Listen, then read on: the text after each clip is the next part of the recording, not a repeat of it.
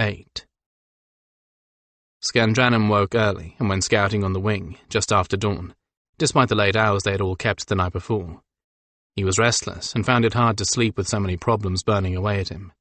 First and foremost, of course, was who the murderer was and how he was accomplishing his crimes. Skan was so angry that his muscles were all tight, but it was not the kind of hot, impulsive anger that had driven him in the past. This was a slow, smouldering rage, one that would send him wherever he had to go, to do whatever he had to do to catch the culprit. And when he caught the blackguard, well, he would probably wish that Loyette and his spears of the law had gotten there first. Whoever this smelly chunk of sketty is, he has to be getting into those rooms somehow. Maybe he left some sign on the roofs. Maybe I can find it. I doubt that Loyette's people are really looking for it, not after they'd made up their minds that Drake or I had killed those people. He flung himself off the railing of his balcony and up into the air with a great lunge of his hind legs, a lunge no longer accompanied by the plaint of his muscles, although there was a tiny creak of his joints that was probably unavoidable. At least his campaign of reconditioning himself had worked. The creaking was because of the damp, and there wasn't much to be done about that. This place was always damp, cool and damp by night, hot and damp by day. The climate made for some spectacular foliage, thick with lushly beautiful flowers, that were even now sending their fragrances up on warm thermals, but it was also rather bad for middle-aged joints. It belatedly occurred to him as he took to the air and began a series of slow, lazy circles in the damp morning air that he had made a dreadfully conspicuous target. It isn't as if there are a lot of creatures the size of a horse or larger, pure white, flying about in the sky around here. If someone who happened to like one of those women happened to decide to take the law into his own hands, I could be in deep... Something sent a warning shrilling along his nerves.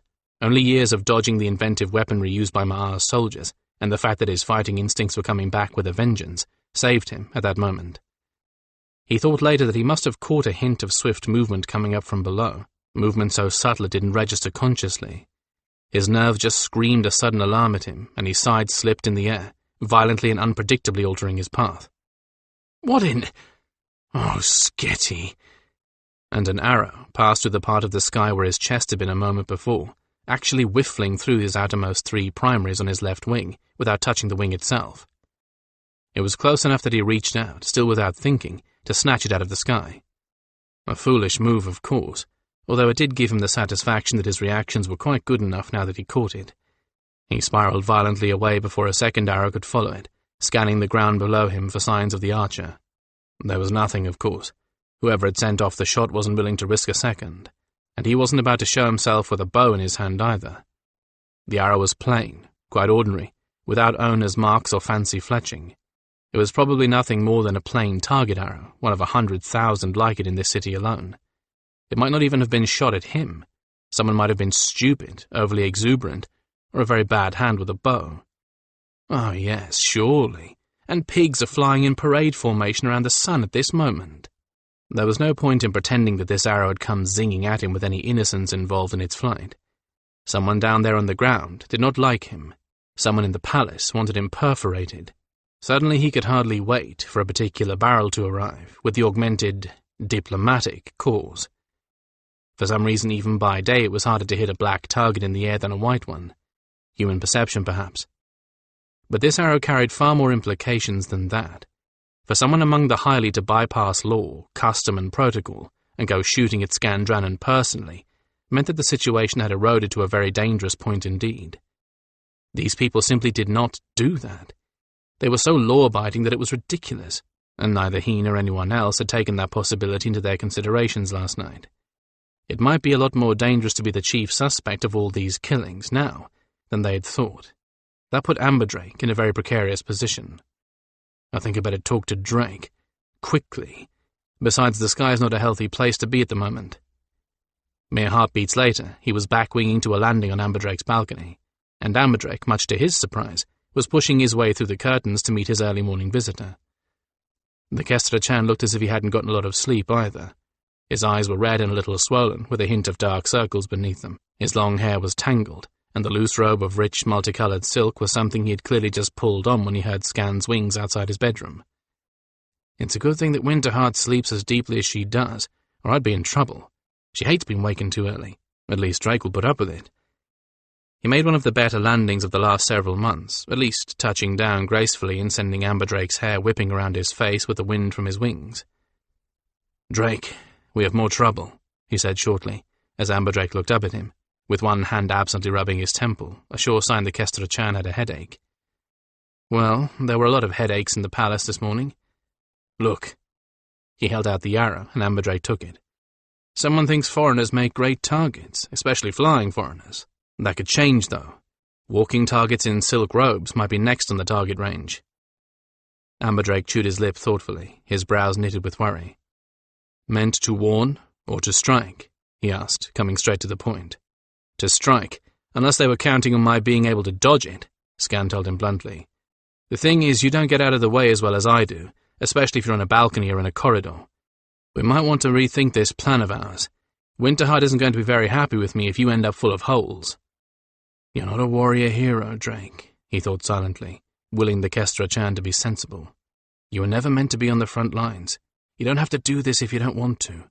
Don't pretend to be something you aren't." "If I become the chief suspect, I can keep to my rooms," Amberdrake pointed out reasonably. "In fact, if I become the chief suspect, I'll have a good reason to keep to my rooms. The others will be here in a few days. I'll have guards enough then to keep me safe, don't you think?" "You can never have enough guards," Skan muttered, but he nodded reluctantly. "I want to go on the record as thinking this is a very bad idea, though," he continued.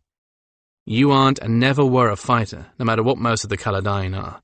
You never got any closer to the front lines than the healer's tents. You haven't got a fighter's instincts. Skan, you can forget what I was before I was a Kestra-chan," Amberdrake interrupted softly. "I haven't been sheltered from violence my entire life. I weathered the flight from Ma'ar's troops as a boy. I weathered the war with his army, and I managed to do all right on the journey into the West. And I may not be a fighter, but I've kept myself in shape the whole time." If that remark was supposed to annoy the Gryphon, it fell wide of the mark. "I've gotten myself back in shape too, Drake," Skan said just as pointedly. "I make a better target than you. I'm not human, and I am a fighter, with plenty of practice at dodging whatever is thrown or shot at me. You make a much more conspicuous target than I do, and I'd say that disqualifies you," Amberdrake snapped, then looked contrite. "I'm sorry. I'm short on sleep and on tolerance, and this hasn't helped. I promise I will be very careful, but this thing is too important not to take some risks in order to get it solved. Is that enough?"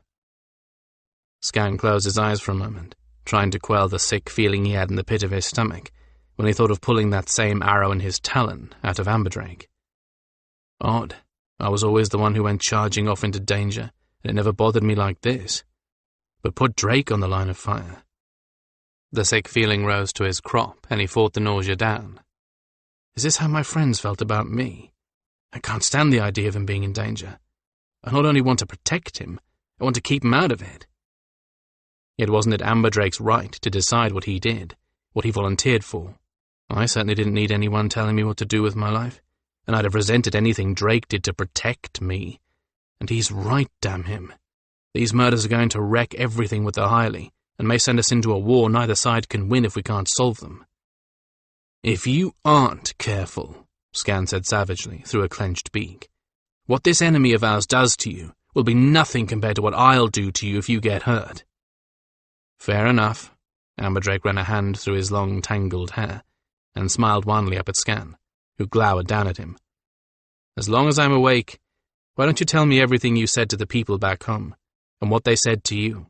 The less Winterheart knows, the better, and I don't want to worry Janelle, but I need to know what you've ordered. If I'm going to make a target out of myself, the least you can do is keep me completely informed." "Of all the nerve!" Skan folded his wings tightly, and gave Amberdrake a nasty look. "That's not fair, Drake," he growled. "That's blackmail." "So it is," Amberdrake nodded agreeably, then pulled his robe more tightly around himself, folded his arms, and leaned against the wall. It constantly amazed Skan how the man could look so attractive even when he was disheveled. "You might as well talk, because I'll continue to make you feel guilty until you tell me what I want to know. I'm very good at it, as you very well know." Damn him. He is good at it. All he has to do is put on a certain expression, or drop the right word or two. He could have been my mother. Scan growled wordlessly and gave in. Mostly I told them what was going to happen. If they're going to insist I'm their leader, then in a situation like this one, damn if I'm not going to get arbitrary. Amberdrake nodded, as if he had expected something of the sort.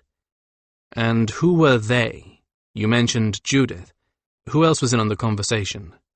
Judith, Snowstar, Victarion, Aubrey. That was the most Kachara could handle over the distance, and she simply repeated to me what Judith and Victarion were saying, rather than relaying their mind voices. He tilted his head to one side. I put Snowstar in charge of White Gryphon, taking my place indefinitely. He didn't like it, but he agreed. Victarion is staying too. Judith and Aubrey are coming here themselves. I think Snowstar guesses I plan to put him in charge permanently. I'm no leader, and I think once people get used to deferring to Snowstar in this emergency, they won't have any more trouble deferring to him ever again. I suspect he'd have been made the Colodyne Kelestia clan leader if Lionwind hadn't been so charismatic and capable. Your idea, or theirs? Amberdrake asked, raising an eyebrow in inquiry. Theirs mostly, but hell, Drake, we've worked together before, and I'd rather have them than some green grifflet who thinks I'm only a legend. He turned away from Amberdrake for a moment, and gazed back north, in the direction of the settlement. All that was visible past the buildings of the city and palace were trees, but his heart knew where home was, and he wished he could be back there now. And yet, no, he wouldn't have missed this for the world. He felt his blood stirring again, felt effective for the first time in years. I told them to bring black feather dye with them. I'm going to be the Black Gryphon again. He expected Amberdrake to protest, but there was only silence from the Kestrachan. He turned back to see his friend nodding. Oddly enough, this is not a surprise, Amberdrake said, startling him a little. The Kestrachan smiled at Scan's reaction. You are remembering who you are, after being made into someone else by the needs of others. Others may not see it, but a close friend or a Kestrachan can. I am a Kestrachan. Accurate perception is part of the job. So it is. Scan bowed slightly in his direction. Well, I told them what the situation was here, that we had an enemy who was more interested in taking us out than confronting us. I told them that there was no point in arguing about whether or not we were going to do something about him, because we couldn't afford not to. True enough, we discussed that to death last night. Amberdrake sighed, and leaned his head back against the stone of the wall. Who's coming, then? No mages, Scan said quickly. Judith wanted Victarion there. He didn't want to go, because we're still getting mage storms, and you never know what they're going to kick up. I thought about it and agreed with him. More because these people don't want mages around, than because I think he's right about being indispensable. There is Snowstar, after all, Amberdrake pointed out with a smile. Victarion would be very useful, if we could just keep the fact that he's a mage a secret. Oh yes, we all know Snowstar's more powerful than he is, and there are half dozen others as good as he is. Still, Scan clicked his beak a little.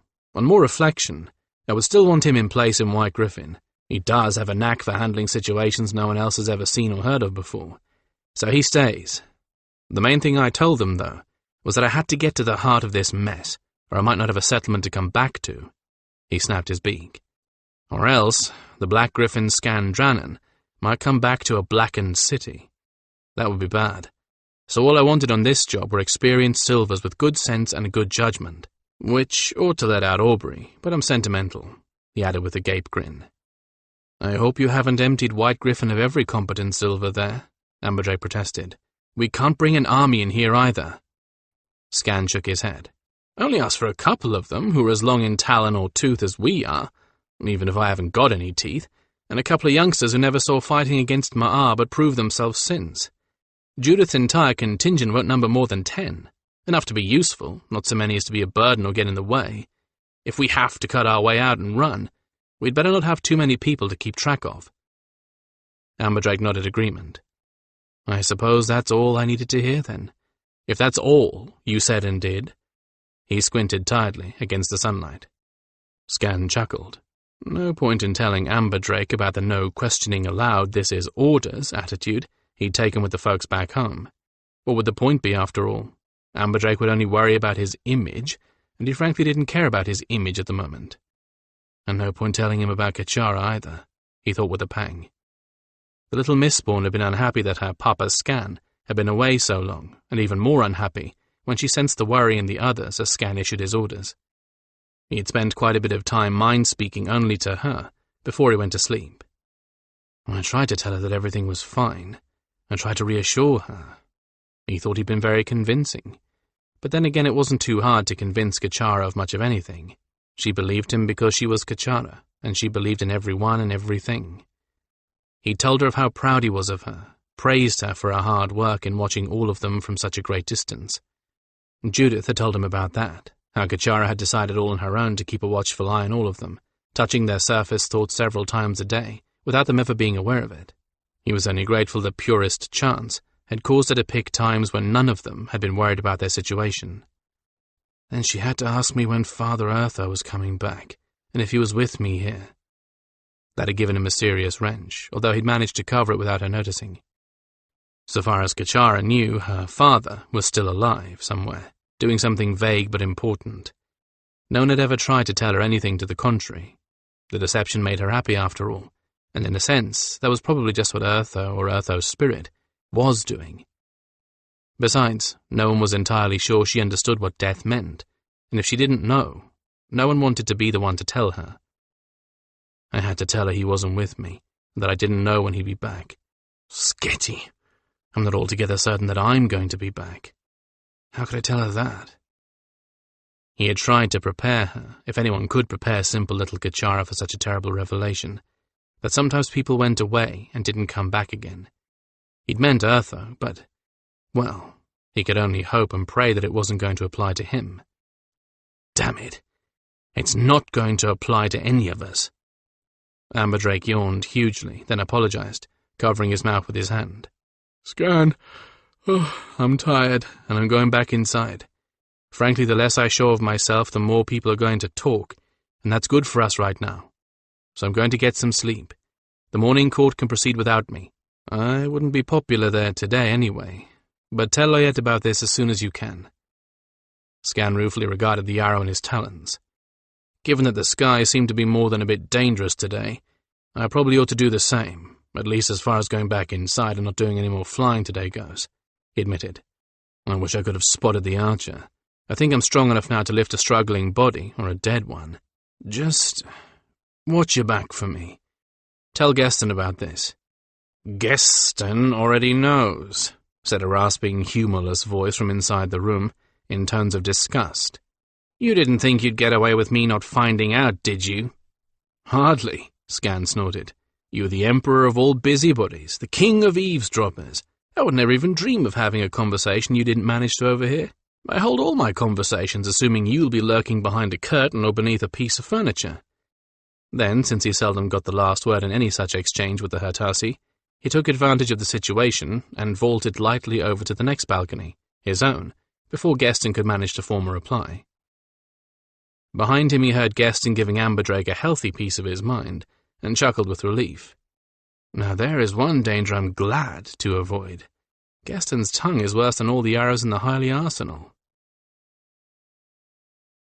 Amberdrake woke for the second time that morning, this time when Winterheart came back in from attending morning court in her new role as consort-to-be. He stretched with care and sat up, feeling much the better for the few extra hours of sleep. She had dressed very carefully for morning court, and the transformation she had undergone while he was asleep was amazing. She looked spectacular. The amber silk gown she wore had been altered slightly, enough to make it into something of a compromise between a northern costume and Highly robes. Bands of geometric applique in white and gold had been applied to the wide sleeves and the hem, although there was no matching band at the collar the way a Highly costume would have been adorned. Instead, the gold and amber betrothal necklace took the place of such a decoration. Her hair had been put up in an intricate arrangement of braids, with one of the line lilies nestled in front, and she wore bracelets matching the betrothal necklace around her wrists, and a belt of amber plaques carved in lions' heads at her waist. She looked like a statue of marble and gold and amber, and not human at all. Some of the strain she was under showed in the serene expression she wore. The worse she felt, the more like a statue she looked. So, it's official? He asked, as she sat down on the side of the bed beside him. Is that where the bracelets and belt came from? She nodded and sighed, fingering the heavy gold of the bracelets. The rumor is that I've abandoned you for your terrible crimes, even though nothing has been proved against you yet. I, of course, have said nothing. We've already taken enough of my belongings over to the other suite that it will look credible, and I took Windsong with me too. Or, to be precise, I moved her into the nursery with Tadrith and Keenath. She eyed him apprehensively, as if she expected him to object. She'll be safer there, in case this person gets the bright idea to go after the children. His stomach turned over at the merest suggestion that harm could come to their daughter. Gods, that was a possibility I didn't want to think of. I'd better warn Scan. He smiled wanly, though, and tried to make light of the situation. Well, at least I'll be able to sleep late in the morning now, and she'll have her 2 playmates from the moment she opens her eyes. Frankly, I pity anyone trying to get in at her, especially if they're trying to get past Make. He meant it as a joke, but she only raised an eyebrow and said quite seriously, So do I. There's more to Make than you think. He raised his own eyebrow. One mother recognizes and trusts another, I suspect. I must remember never to underestimate maternal protectiveness, or Make for that matter. So, from now on, officially you are no longer associating with me. He couldn't help the feeling of depression and abandonment that gave him, though he tried not to show it. That was the one part he really hated about all this.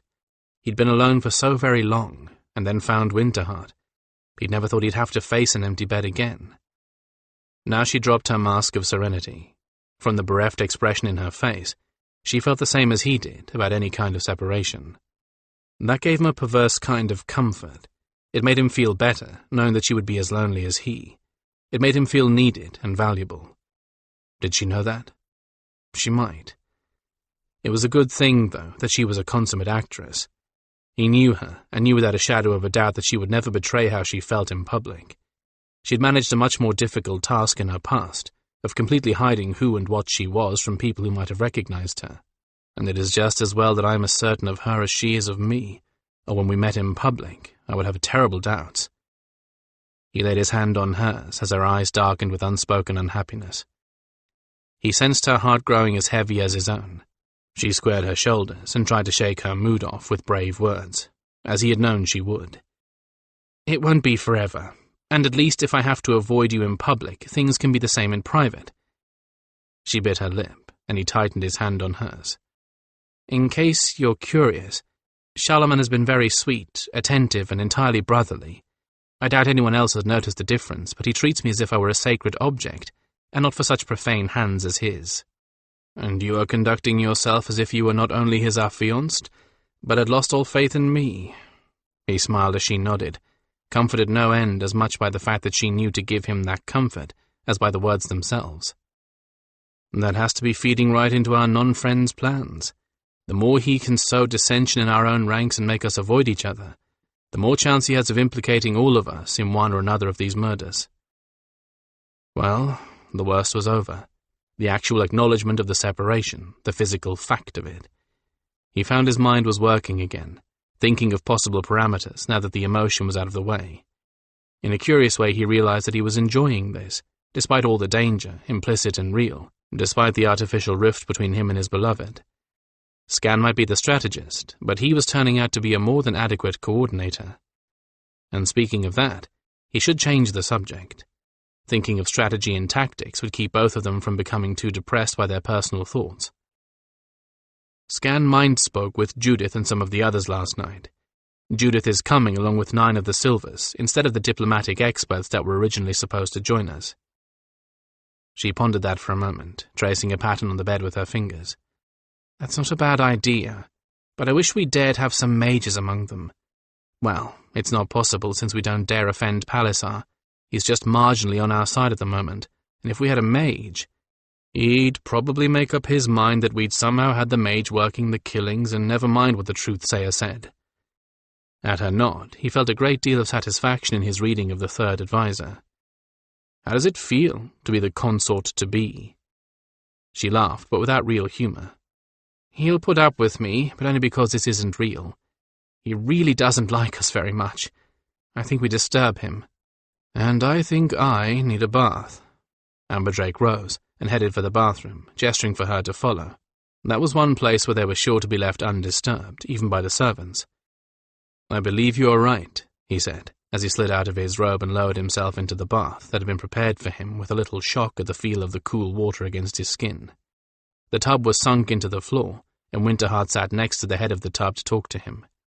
These people preferred cool baths over hot, not surprising given the climate. Silvervale told us that the highly both crave and fear change. I think Palisar's probably the representative of the highly who are most afraid of change, and Loyette represents those who are somewhere in the middle. The Emperor himself probably represents the few highly, who would welcome changes. And Silvervale? She asked. How does she fit into this pattern of change and denying change? Silvervale is change itself, but hiding within a changeless package. He was rather proud of himself for such a poetic simile, but she made a face and splashed water at him. He shook the drops out of his eyes, ducked under the surface to rinse his hair, then came up with a new thought. I'd like to keep the real identities and purpose of our new diplomats secret even to the Emperor, he continued, combing his clean hair with his fingers. The only outsider I want to tell is Loyette. Since he's in charge of the spears, we'll need him to cooperate with Judith, and he'll have no reason to do that unless we tell him what she is. Winterheart just shook her head and shrugged helplessly. Whatever you and Scan decide is fine with me, she told him. I'm out of my depth with all this skulking about talk. The best I can do is keep up my part of the deception. You just tell me what you want me to say and do, and I will. Good gods. Am I becoming a leader? Surely not. Exactly as you've been doing. He tilted his head back in open invitation, and she leaned down and planted a warm and lingering kiss, sweet and bitter at the same time, on his lips. I wonder if you know how remarkable you are, he breathed to her, as her lips left his. Oh, I know, she said, with a smile, but only if you keep telling me. In that case, he said, as she reached down to him, ignoring the danger to her robe, and despite the fact that he was soaking wet, I shall never stop. They were all together in the Gryphon's garden when Loyette walked in on them, with a stiff expression and grey cast around the lips that they had all come to associate with very bad news. This time at least he did not bring the spears with him, but his face betrayed his thoughts, and they were as dark as his skin. They stared at him in shocked silence for a moment. The sound of falling water seemed unnaturally loud. Only one thing could have put that particular expression on his face. Oh, gods, Amberdrake exclaimed. Not another! He did not have to say anything more. Loyette nodded grimly and sat down in a carved wooden seat as if he were exhausted. He probably is. This is very, very hard on him. We discovered it not long ago, but it happened last night, and I'm certain there will be more folk than I who will recall that Skandranon was flying at the time, the truth-sayer said through clenched teeth. This is the insidious part. Whoever is behind this must know where the two of you are at all times now, and makes the murder appear to be the work of the one without an alibi at the time. He must be learning from his mistake the first time. I would be surprised if he were not, Amberdrake said, and ran a hand through his hair. Can I assume that our killer left evidence pointing to Scan? Are marks of a gryphon's claw enough? Loyette countered, but now with an odd and ironic air of triumph. The victim appeared to have been clawed to death by something that came in by way of the open door of the balcony. He's holding back something, Amberdrake realized, but also realized that he should allow the man to reveal whatever it was in his own good time. One does not force the conjurer's hand. It isn't polite, and it spoils the trick for everyone, especially the conjurer. And Palisar isn't beating down our door, Scan said in surprise. Obviously the Gryphon hadn't seen what Amberdrake had. I'm astonished. Have you kept him muzzled? He kept himself muzzled, Loyette told them, and fished in the capacious sleeve of his robe for something, the sleeves that every highly seemed to use instead of pockets or pouches. Ah, now we have the moment of revelation. He found whatever it was he was looking for, and held out a silk-wrapped trifle in triumph. Whatever it was about the size of a human finger under the wrapping of black silk. No one touched it, and Loyette carefully undid the folds of silk from around it. The last fold fell away, revealing a bit of wood. Very hard, dark wood from the look of it, and very skillfully carved into the shape of a gryphon's talon. By the rough bit ending the third knuckle, there had been a weakness in the wood the carver hadn't noticed, and it had broken off.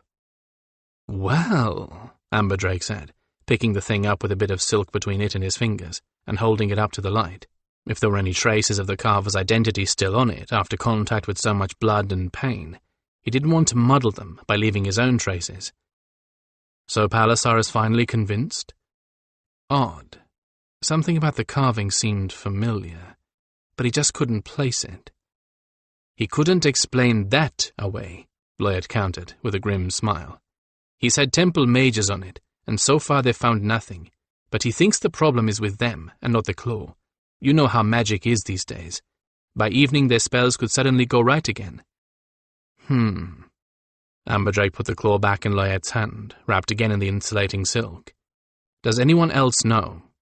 Lloyd shook his head, and tucked the betraying bit of evidence away again. "Not even the temple mages. Pallasar told them nothing. Only the king, the advisors, and now you know where it was found. This is important. This might be just what we've been hoping for." "Suppress it," Amberdrake decided instantly. "Let it leak that the victim was clawed to death by something like a huge lion.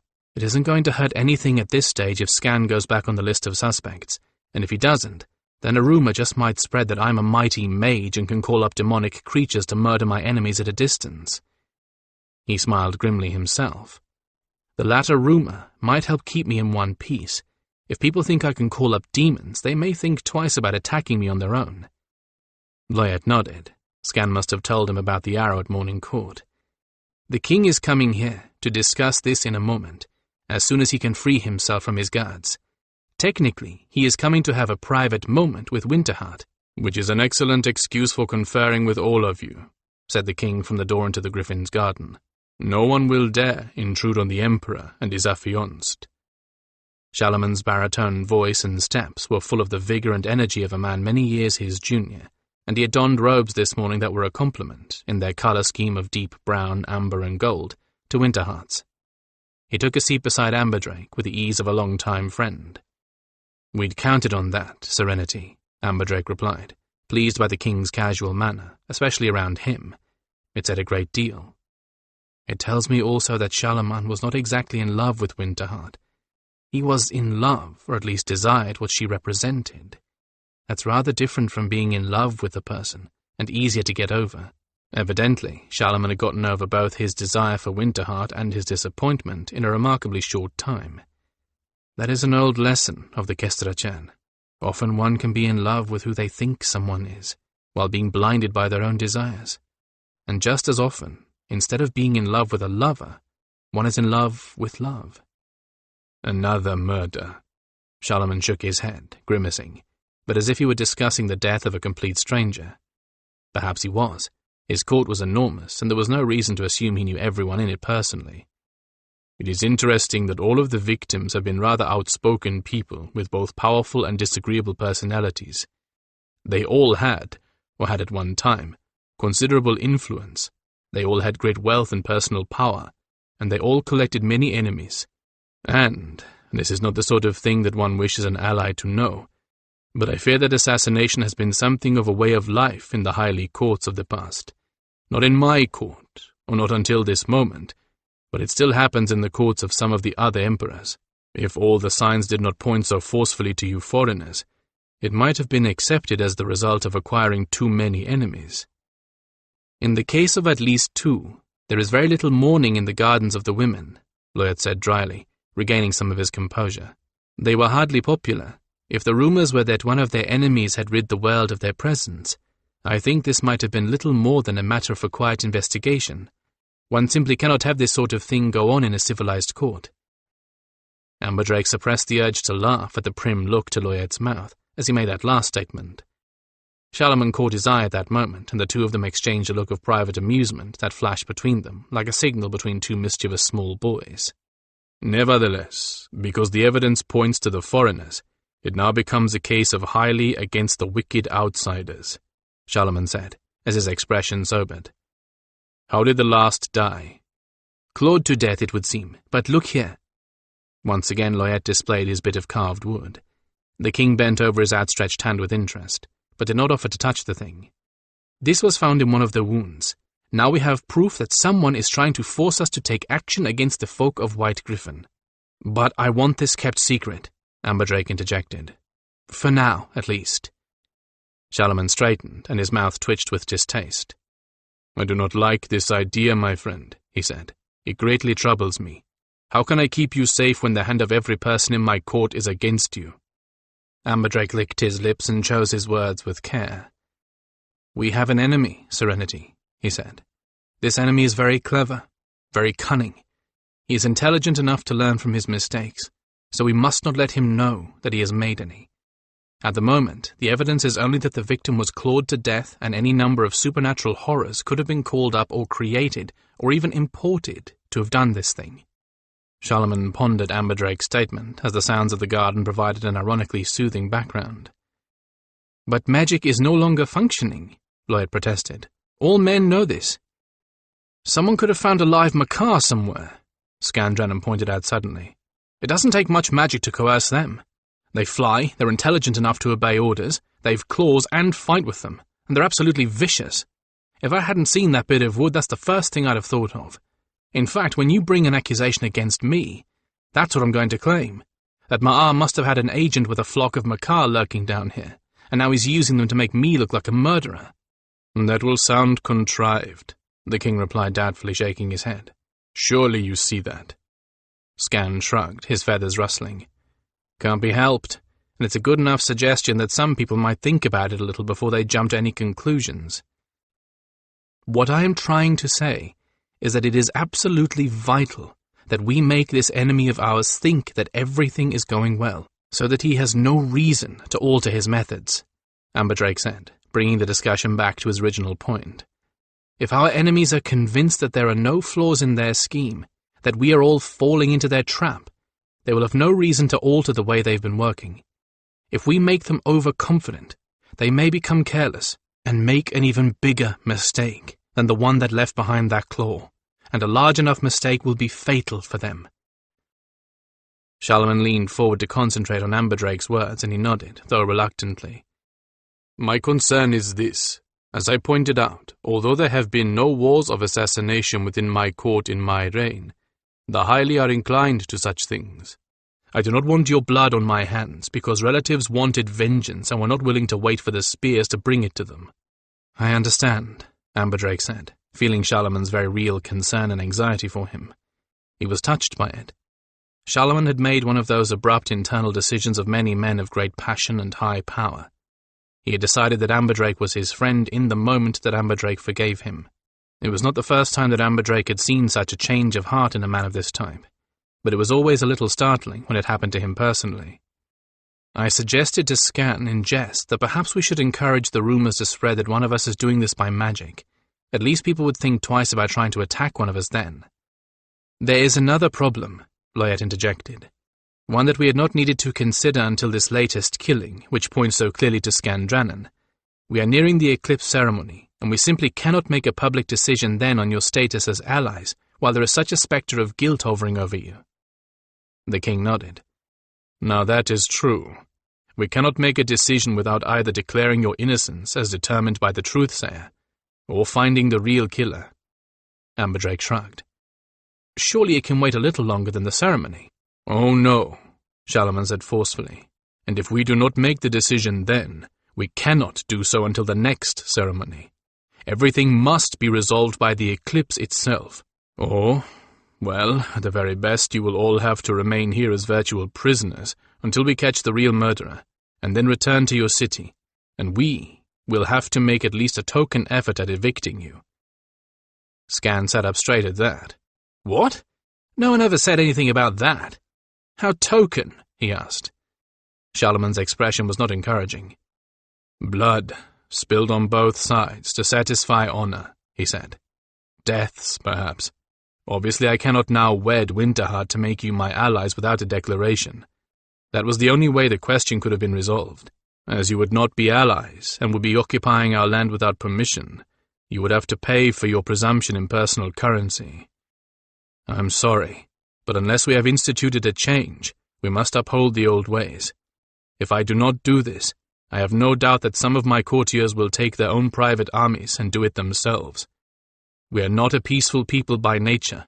It is only our law that makes us so. Every chance to make war within the law is eagerly seized upon." Amberdrake groaned and buried his head in his hands, his heart sinking. In all his worst nightmares, he had not thought that the Highly would react this way. It wasn't logical. Then again, our logic and these people seem to have very little in common. Now I understand why Layette and Silver Veil kept emphasizing the ceremony. I hadn't realized that it was quite such an imperative. Oh well, I work better under pressure, or at least I can look that way. Calmness in a crisis fosters trust, even if only by contrast. He raised his head from his hands and saw that everyone in the garden looked as discouraged as he felt. He took a deep breath and rearranged his own expression. If Winterheart could pretend convincingly to be estranged from him, he could pretend convincingly to be optimistic.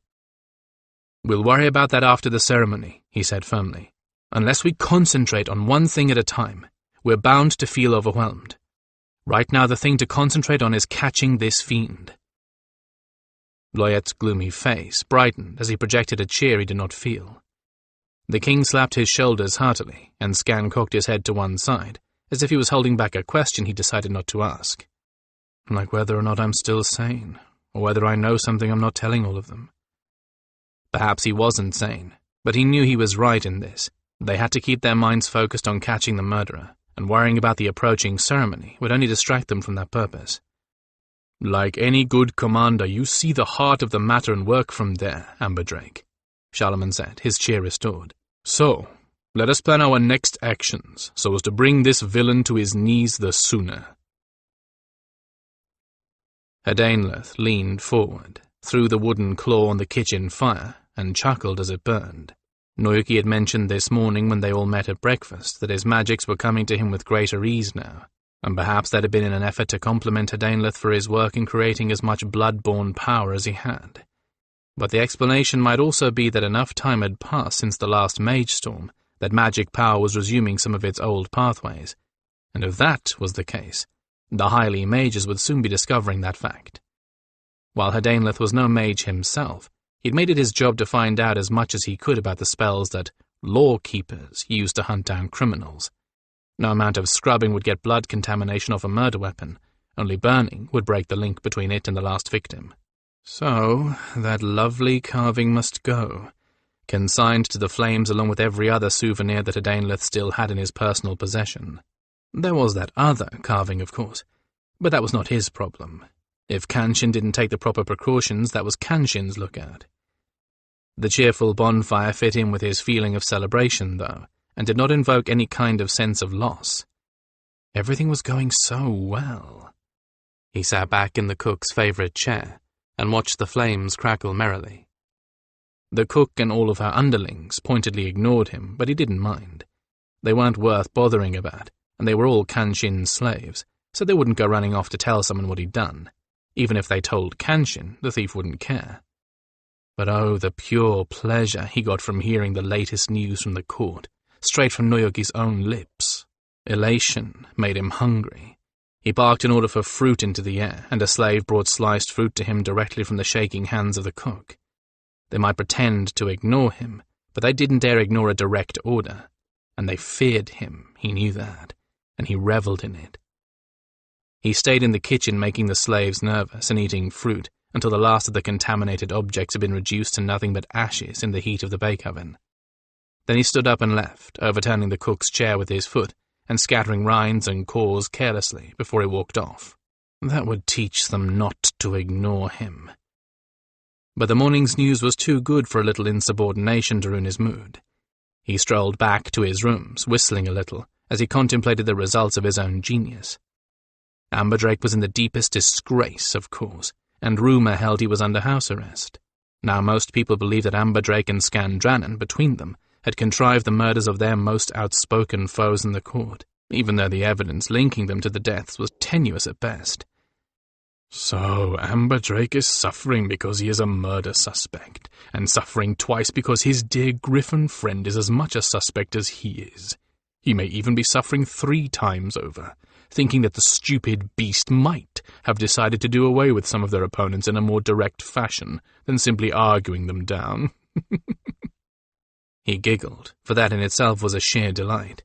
But there was more, much more. Winterheart had broken off publicly with the Kestrachan, declaring that she could not remain bound to one who was tainted with the suspicion of murder. According to Noyoki, her speech before the court had been short but passionate, and had taken everyone by surprise. It didn't take him by surprise. Winterheart was a rigid bitch, and proud to boot. She would never stand for even a hint of impropriety, and her own pride would not tolerate a fall in status. He could have predicted this, although he would have thought it would not happen quite this soon. But once he learned she had made her break, he knew what Noyoki's next revelation would be. She would either find someone of higher rank than Amberdrake to attach herself to, like any other parasitic, leeching female, or she would turn around and go back to the city. So he wasn't particularly shocked when Noyoki revealed that the king had declared she had accepted his offer of marriage. It had simply fit in with Winterheart's personality. It had delighted him, though. Amberdrake must have been shattered. Noyoki didn't know his reaction, because he hadn't emerged from his suite. She had moved out, though, into private apartments, which put a stamp of finality on the rift between them. He giggled again, as he flung open the door to his room and glided inside, with a grace even Amberdrake couldn't replicate. Oh, Amberdrake must be reduced to emotional shards now, for there was nothing he could do to get Winterheart back. Not even if against all odds he proved himself innocent could he get her back. She would never, ever choose to return to someone like him, when she was to be the wife of a king. The greedy little status hunter was probably rolling on her solitary bed right now in an ecstasy of pleasure over her coup and her good fortune. He would have to find a way to bring her down too, but without bringing her back to Amberdrake. That would make him suffer even more. Now, how to go about that? And what to do to her, I wonder? He sat himself down in his favourite chair, the one built into a replica of the little throne he had in his special room back in the settlement, the one with all the delightful surprises built into it. But before he could settle himself into a good planning session, there was a knock at the door. Frowning, he started to rise, but the door opened before he could get to it, and Noyoki and Kanshin strolled in as though they belonged there. He glared at them in outrage, and they ignored the glare to appropriate two of the best chairs in the room for themselves. They sat down without even asking if he minded. Anger held him breathless, which in turn made him speechless. "You've done exactly as we wanted so far, Hadainlith," Noyoki said, in that supercilious, ever-so-superior tone he always adopted when he spoke to Hadainlith. "The results have been excellent, and Kanshin and I are agreed that you have passed all the tests we set for you." "Tests? Tests? These weren't tests. What is he talking about? The overfed, obnoxious, base-born bastard. What does he think he's doing? Who does he think he's dealing with?" "We've selected your next target, Hadainlith," Kanshin said, nervously though. Very nervously. Hadainlith quieted his rage and set it aside. This was odd. He'd never seen the scrawny little thief nervous about any assignment ever before. What could be so difficult about this one? "Your next victim will be Charlemagne," Noyoki said, with such careless casualness that it had to be an act. "Charlemagne? The Emperor?"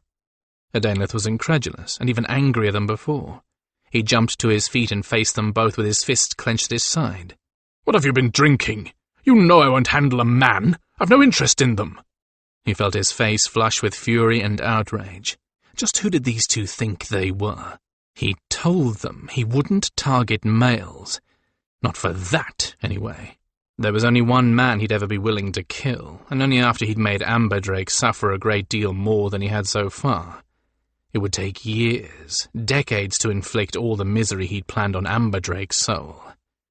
"Now, Hadainlith, we know it's going to be dangerous," Kanshin said in a wheedling voice, as if he were a recalcitrant child. "We're prepared to take care of that. Haven't we always?" Hadainlith shook his head violently in disgust, his vision turning red around the edges. He was so angry with them. What was the matter with them? Danger didn't worry him, and they knew it.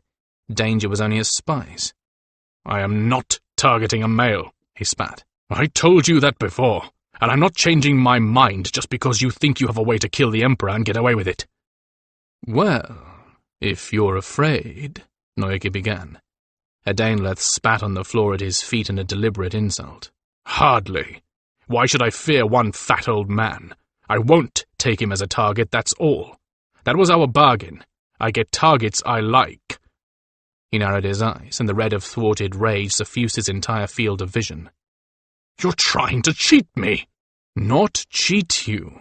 Offering you a challenge to your talents, Noiki replied, in a coaxing tone of voice. We know you are brilliant. We plan to give you something with more spice to it than the last target. He gave Daenleth a sly, sideways look. How can you resist a chance to assassinate Shalaman at the height of the eclipse ceremony? Anger vanished, collapsing into itself like a deflated bladder. He gaped at the two of them, certain now that they had gone mad, or else that they had been drinking or otherwise ingesting something that had turned their brains to mush in the past few hours. Assassinate the king? In public? You're both mad, he repeated flatly, a chill creeping up his spine. Completely mad. You only think I'm mad. You two ought to be locked away for your own good. Neither of them changed their expressions or even said anything. They just watched him. What could you possibly tell me that would make me think you weren't mad? He challenged, beginning to wonder himself. Killing Shalaman. That's nothing more than suicidal. I'm not stupid, you know. And you're going to have a fine time dragging me up to the Emperor, strapping a knife into my hand and throwing me at him because that's the only way it's going to happen. In spite of himself, he felt a tiny bit of intrigue as they continued to watch him narrowly, but did not reply. They must have something up their capacious sleeves to make this idea possible. Something besides making the sacrificial lamb out of me, anyway. It was enough to pique even his curiosity. He wanted to know, but still had no intention of doing anything about it. Let them do it, if it's such a good scheme. And besides, they still hadn't overcome his basic objection. Shalaman was male. They'd given him no reason whatsoever for him to target a male. Males were males. They were not inherently tainted like females were. There would be no thrill in it, and without the thrill, why bother? We have an absolutely foolproof scheme, Noiki said with confidence. We can get you right next to the king. You can kill him, and we can get you away before he drops to the ground. Fine. There's still no thrill. His mood turned again, back to anger, this time a sullen anger. What did they think he was? Some sort of automaton, a killing machine like a macaw, something that could be sent out on a whim and didn't care what it killed? No, he said flatly, folding his arms across his chest. I don't care how well you planned this, or how foolproof it is. Shalaman's male. Our bargains never included males. They didn't include Winterheart either, Noiki said offhandedly. Daenleth went cold, then hot, then cold again. His groin flared with excitement, and he fought to get himself back under control before there were any visible signs of his interest. Winterheart, he said lightly, and laughed. And just how does she enter into this? If I could take Winterheart, better if I could have her, mold her, but I'll never get her away from Shalaman. Death would be better. I could hold her in death, forever, to be the last thing she saw as she died, to fill her mind and soul with my power to bring her down. That would make her his forever. He would mark her, brand her as his, and take her away from Amberdrake at the same time. She'll be at the ceremony, at Shalaman's side, Noiki told him, and it fits our plans very well for you to get both of them at once. Unless, of course, you don't think you have the strength and skill to kill the king. He frowned. I wouldn't have thought that of you. Or is it that you haven't the stomach or the courage? I have all of those, Daenleth snapped. It's that I'm not interested in men. Noiki's eyes flashed for a moment, as if something had just come clear to him. Daenleth ignored his expression. This was a quandary, and no mistake about it. Was it worth wasting time on the king to get Winterheart? I've done it before. Gone through men to get to their women. Back in the camp it was. And here, too. There is a thrill to that. Actually. When the women saw their protectors going down under Daenleth's skilled blade, when they realized that there was no one left to defend them, there was a real thrill in that. Could he possibly manage that in this case? We can get you all the time of the full eclipse to do what you want, Kanshin said persuasively. Think of it. coming in out of the dark like a demon, striking and bringing fear as well as death. Besides, we haven't told you the best part yet." "The best part? There's something more?" He felt his interest rising, and gave up trying to pretend otherwise. They had him, at least for the moment. He might just as well hear them out, but he was going to do so in comfort. He sat down again, assumed an expression of total boredom, and yawned. "All right," he drawled, picking a tone of voice sure to infuriate both of them.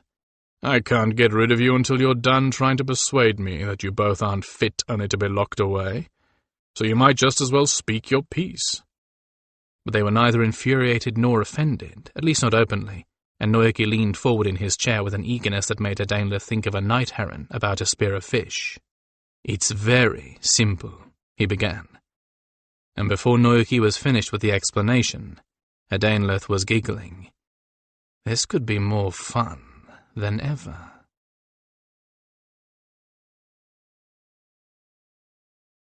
9. Skandranon spread his newly dyed wings to dry in the hot sun, knowing he looked entirely too much like an oversized cormorant, hanging its wings out to dry and waiting for the inevitable sarcastic comments. Aubrey would never be able to resist this opportunity. "You look like a short-necked, crook-beaked fisher bird, old crow," Aubrey chuckled from his position atop the pile of pillows in the cool of the shaded garden. "Maybe one that ran into a rock because he wasn't watching where he was going. I can't wait to see the size of the trout you'll pull up." "I'm the one with the taste for fresh fish, lazy Aubrey," Janelle chided. "You're as forgetful as you are slothful." She poked Aubrey with a wingtip, then got up and circled Scan, eyeing him dubiously. "You'll be lucky if those feathers dry at all by nightfall, as humid as it is." "They'll dry," Scan said, with as much dignity as he could muster, given the undignified circumstances. "Drake is good at this feather-painting business. He used every trick there was to make sure I dry out properly. Don't you remember how humid it used to get in the summer when Ma'ar pounded the camp with thunderstorms?" Aubrey shook his head. "I think we're going about this all wrong. Damned if I know why you want to play the Black Gryphon again. These people already think that you're a murderer. Now you're dyeing yourself black and flying around at night. Are you trying to give them more reasons to point fingers at you?" Scan growled under his breath, while he continued to fluff his body feathers. Were they sticky? He didn't think so, but until they were dry and he'd had the excess dye rinsed off, he couldn't preen them to find out. "They'll be pointing a lot worse than fingers at me if I'm flying around at night as a White Gryphon," he pointed out. "I've been shot at once already. If we're going to help catch the real culprits, I've got to find out how they're getting at their victims. Drake thinks they're using magic, but I don't think so. Or at least they're not using magic all the time. I may not be the greatest mage in the world, but I can tell when someone has used magic, and there's no trace of it." "You can tell when magic is working right, you mean?" Aubrey countered. "Not even Snowstar is relying on what used to work anymore." Scan just leveled a look of extreme skepticism at him. "I think they're somehow sneaking into the palace grounds, maybe in disguise, lingering for a while to watch several potential victims, then taking the first opportunity they see. Or else they already live in the palace, and they're either servants or nobles. I think they're outsiders. Drake thinks they're insiders." He and Amberdrake had hashed out every possible combination of ideas, and they both had their pet theories. Amberdrake thought the murderers were in the court, and using magic to transport themselves from their own rooms to those of the murder victims and back again. It would be a very nice theory if anyone could find a trace of magic as powerful as a gate or a pass-through, and if magic was working at all reliably. Skandranon thought they were disguising themselves as servants and sneaking into the palace complex, then using perfectly ordinary tricks of thieves to climb into the rooms from the outside. Which is a nice theory, if every guard and every servant is conveniently blind and deaf at the time, is what he says. And I must admit there's something rather odd about the idea, because why would a thief who's that good waste his time on something like this? He'd be robbing the palace bare, then taking the loot off to live in luxury somewhere. Granted, a lot of what he'd take is identifiable, but it's not that hard to melt down gold. "I don't know, old bird," Aubrey said dubiously. "I think you've picked prey too heavy to carry." Scan only shrugged. "You can think whatever you want," he replied tartly. "But I've made my decisions, and until evidence comes along to make me change my plans, I'm sticking to them." "You'd stick to anything with feathers that wet," Aubrey retorted. "Except you filthy buzzard," Scan snapped back. "You people put me in charge, and that is the way I'm going to approach this." Judith chuckled sardonically from the deeper shadows under a low-hanging cascade of flowering vines. I hate to be the one to tell you this, Scan, but you aren't the one in charge. Amberdrake is. The words hit him like a pail full of cold water in the face. He almost dislocated his neck, whipping his head around to stare at her. Amberdrake is better at coordinating things than you are. You're better at anything that requires action. Anyone who knows you both knows that. Judith shrugged. Besides, Amberdrake can keep secrets. When have you ever been able to keep a secret? Scan just stared at her, unable to formulate a reply. And further, when the evidence comes along that shows you're being a foolhardy old featherbrain risking your life like this, you'll ignore it. We know you, Scan. We know what you're like. That's the other reason Amberdrake's in charge. She examined the leather trim on her black tunic with care, avoiding his eyes. On the other hand, right now, stupid as it seems to me, he says you know what you're doing. We might as well let you go ahead with it. Skandranon thought about pretending he hadn't heard her, but that would only prove her point rather than refute it. She's taking Drake as the leader here. Does Drake know this? How could he not? But he didn't say anything to me. He felt as if he'd been caught in an invisible whirlwind in the middle of a cloudless sky. Why would Amberdrake do this? And why not even mention it to Scan? Maybe he didn't think he needed to. Scan had made no secret of the fact that he was tired of being the leader, of making all the decisions. But it would have been nice if someone had asked him before they arbitrarily decided to give the job to Amberdrake. Drake is risking his life as much as I am mine, he said stoutly, as he tried to rearrange his thoughts to cope with the new situation. No point in making an issue out of it here and now. But later... No. First deal with convincing them that I know what I'm doing. At least Drake is with me on this. He waved his wings to emphasize his point. Drake's the one these people think is the real mastermind, if not the author of most of the murders. He's in danger from anyone who decides to go back to the old ways of court assassinations. Charlemagne told us that much. But he's staying mewed up in his quarters, like a sensible person, not lurking in the gardens at night trying to catch someone climbing in a window, Aubrey countered. That's because he can't, Scan interrupted. He never was a spy or a fighter, and I was both. And I can beat you, Broadwinger, at any game you care to mention. Aubrey shook his massive head and clacked his beak at Skandranon. You won't catch me in that trap. I'm not in shape, and I'll admit you are. That still doesn't make the game you're playing any saner. Scan sighed. He'd done his best to convey the urgency of their situation to the Silvers, who'd arrive in the guise of diplomats. He thought he'd convinced Judith, and she was really the one he needed to convince, since the others were all her underlings. But Aubrey was stubborn. Aubrey is old, said a small voice inside him, noting the weight of the keelbone, the slightly shabby plumage, the care with which the Broadwinger moved. He's older than you are, and he took a lot of damage in the war. Well, you did too, but you were young when you took it, and the young heal fast and thoroughly. He's old, and he's as cautious as any old creature would be. He's forgotten how intoxicating danger can be, and all he remembers is the pain of failure.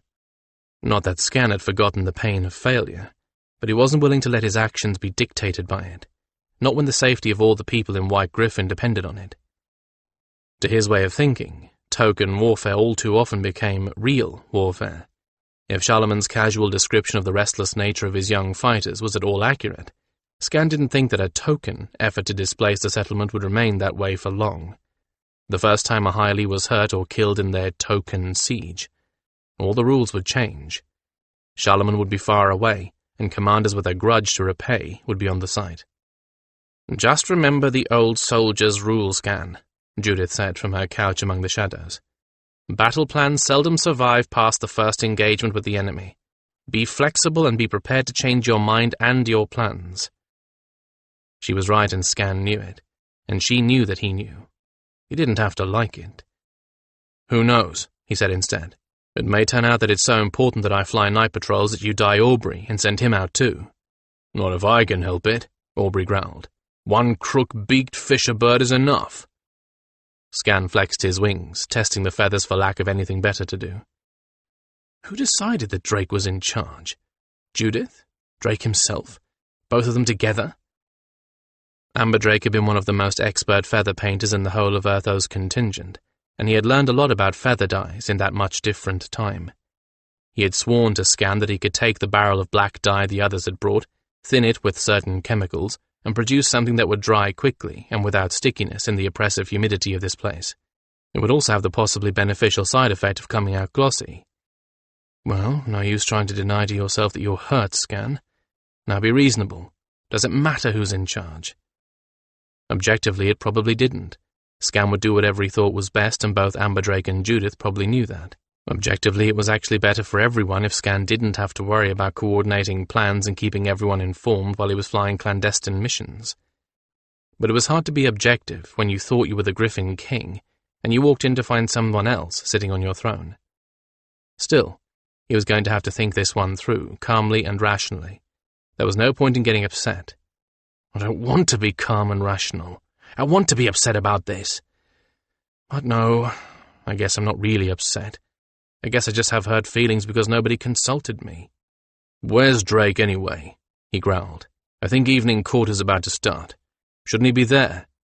He said he was going to give everyone something to think about besides the murders, Judith replied, her lips thinned with disapproval. He wouldn't tell me what it was. He said he wanted Winterheart to react naturally. Once again, Skan whipped his head around to stare at her fully, but this time it was with dismay. He wouldn't tell Judith, and he must not have told Winterheart. Oh, no. Oh, Drake, what are you getting yourself into this time? Charlemagne sighed and patted Amberdrake on the shoulder in a surprisingly fraternal gesture. I hope you know what you're doing, my friend, he said heavily. This all seems very dangerous to me, not to mention unkind to the lady. Amberdrake half shrugged, then shook his head. I hope so too, Serenity, he replied with honesty. I hope Winterheart forgives me for doing this to her, but you know my reasons. Charlemagne nodded, and knotted the sash on his tunic a little tighter.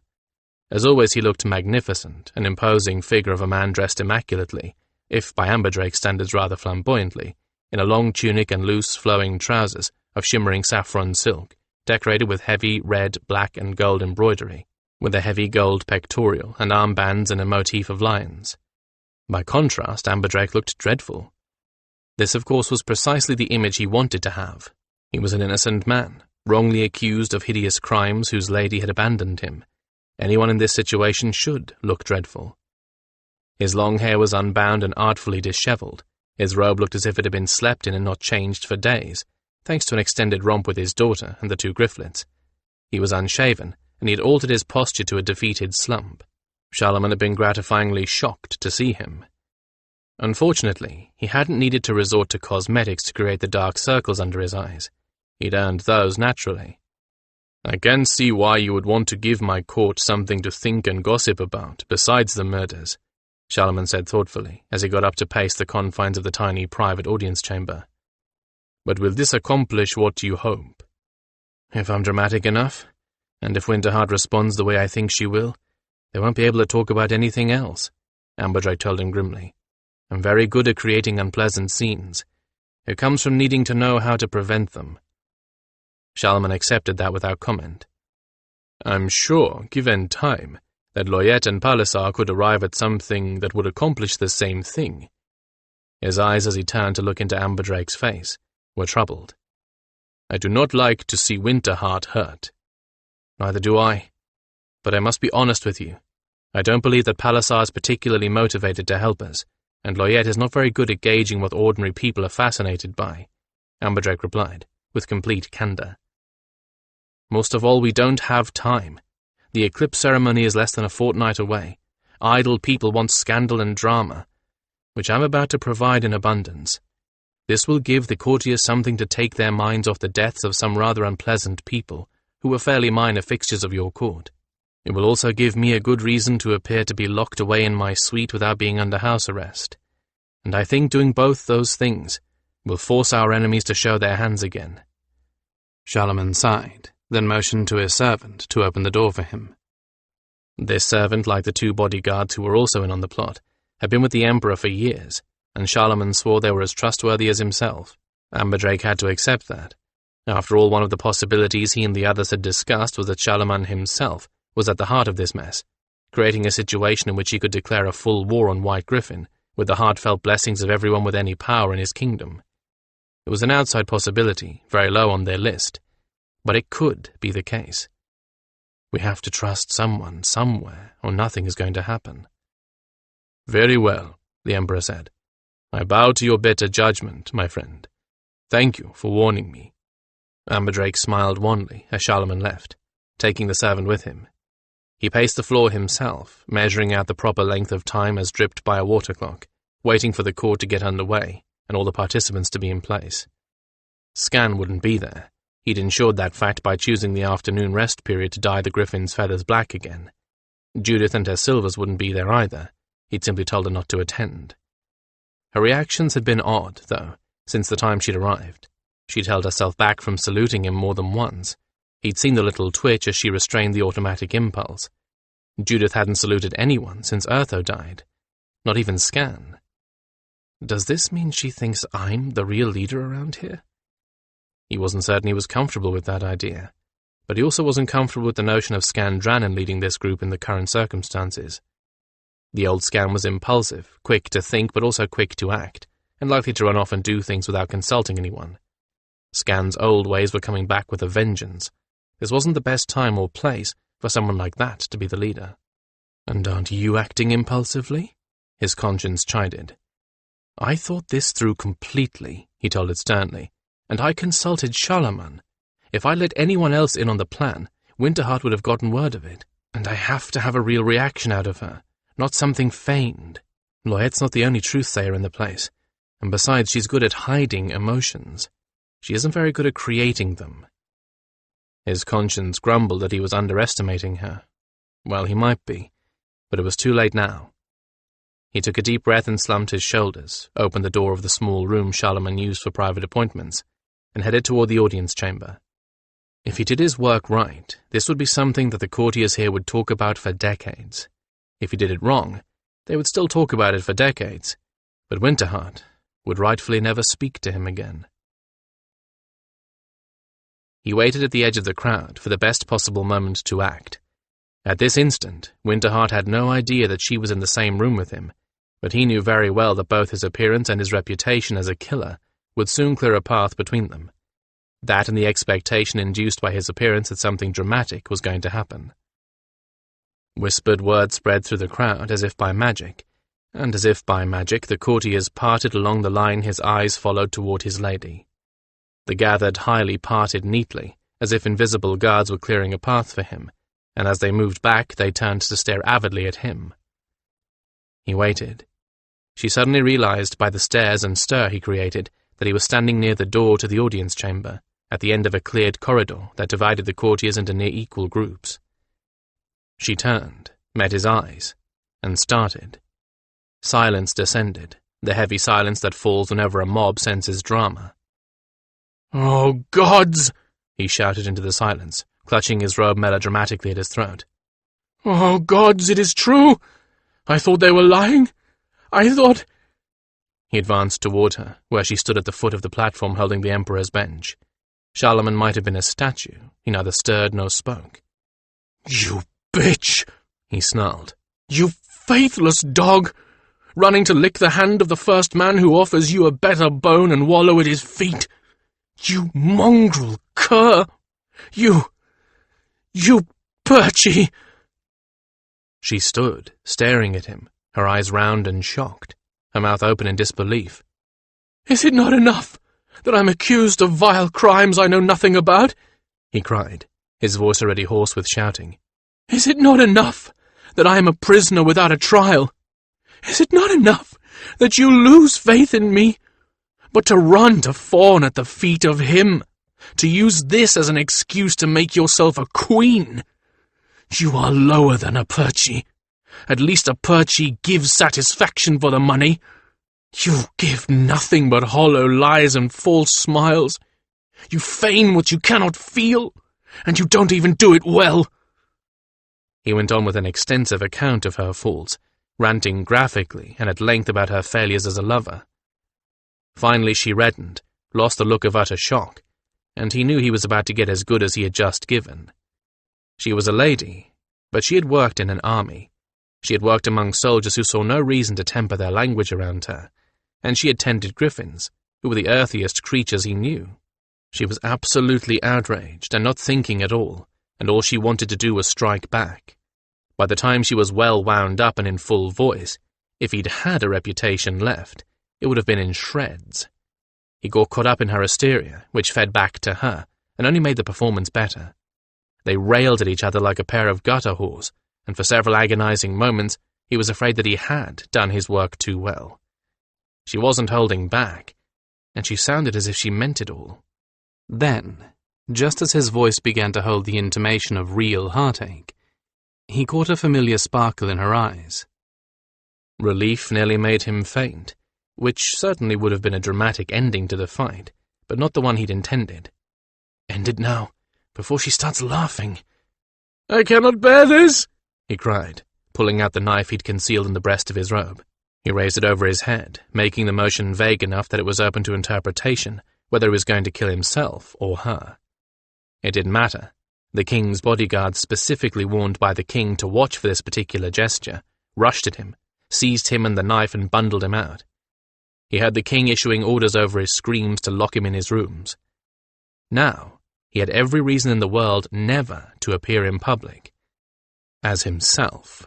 He was a Kestrachan, adept with costume and drama. He was confident that he could look like a dozen people, all very different from each other, and there were an unspecified number of new diplomats from White Gryphon who had just arrived. Poor mad Amberdrake could stay locked in his suite. Someone else would join Judith's people. Someone taller than Amberdrake, with austere tastes, funereal leather clothing, and a forbidding demeanor, whose slicked back dark hair, there was more uses for feather dye than dyeing feathers, never escaped the mathematically precise tail at the back of his neck. A personal bodyguard appointed for Skandranon. And he's going to love that. The king's 2 guards only manhandled him, as long as they were all in sight of the courtiers. The moment that the doors closed on his private rooms, they released him with apologies. He thanked them and handed over the knife with a wink. "I'd rather you gentlemen had this, just in case someone asks what you did with it. I'm a dangerous fellow, you know, and you shouldn't leave me in possession of a weapon." They both grinned, showing very white, even teeth and extremely black faces. Unlike most of the folk in Charlemagne's land, their skin tone was a true black, with a bluish cast to it. "Thank you," said the taller of the two. "It would be like that idiot of a chamberlain to ask that in front of the court." Amberdrake looked from one friendly face to the other, as something occurred to him. "You seem very accommodating to someone who's been accused of murder." The tall one shrugged. "Here is our logic. The Emperor must believe that you are innocent, or why go through all this? If he believes that you are innocent, he must have brought in his truth-sayer, and for some reason, doubtless a reason that seems good to him, he has not made that public. That is enough for me." The shorter fellow tossed the confiscated knife from hand to hand for a moment, before sheathing it in his belt. "Also, we have seen what was done to those women," the man pointed out, "and we have seen the rooms. Now this might have been done by a mage, but you are not a mage, or you would have gotten rid of them in much subtler ways. It would have been much easier to have them drop over dead with no sign upon them. It might have been done by someone who was both a skilled thief and a skilled torturer, and while as a Kestrachan you have the knowledge to be a torturer, it takes a lifetime to learn the craft of the Kestrachan. Therefore, unless you are much, much older than you look, you could not also have become a skilled thief. It might have been done by several people working together, but there has never, during these murders, been a time when 3 out of the 4 of you have not had witnesses to prove where you were. I believe in my Emperor, and I believe in the power of the truth-sayer, but I also believe in logic." Amberdrake had listened to this well-reasoned discourse with astonishment. This was a bodyguard? "You've thought of all that, and you are only a bodyguard," he blurted. "The gods forbid I should encounter a scholar." The man laughed aloud. "Not only a bodyguard, good Kestrachan Amberdrake," he said with a little bow. "Also the son of King Sulamith, the Emperor of Gandai. This is my brother." He indicated the other guard, who bowed also. "This is how Charlemagne and every other highly emperor preserves the peace among us and our lands. They all have sons who are their neighbors' personal bodyguards, as well as daughters who are healers, household priestesses, wives or consorts." "But I thought—" Amberdrake began, confused. "I thought Charlemagne had no wife, no children." Charlemagne does not yet have sons and daughters by a chief wife and consort, the man corrected with a smile. But he does have them with the 10 priestess year-wives of the first decade of his reign, and that is sufficient to the purpose. Year-sons and year-daughters can inherit if there is no heir by a chief wife.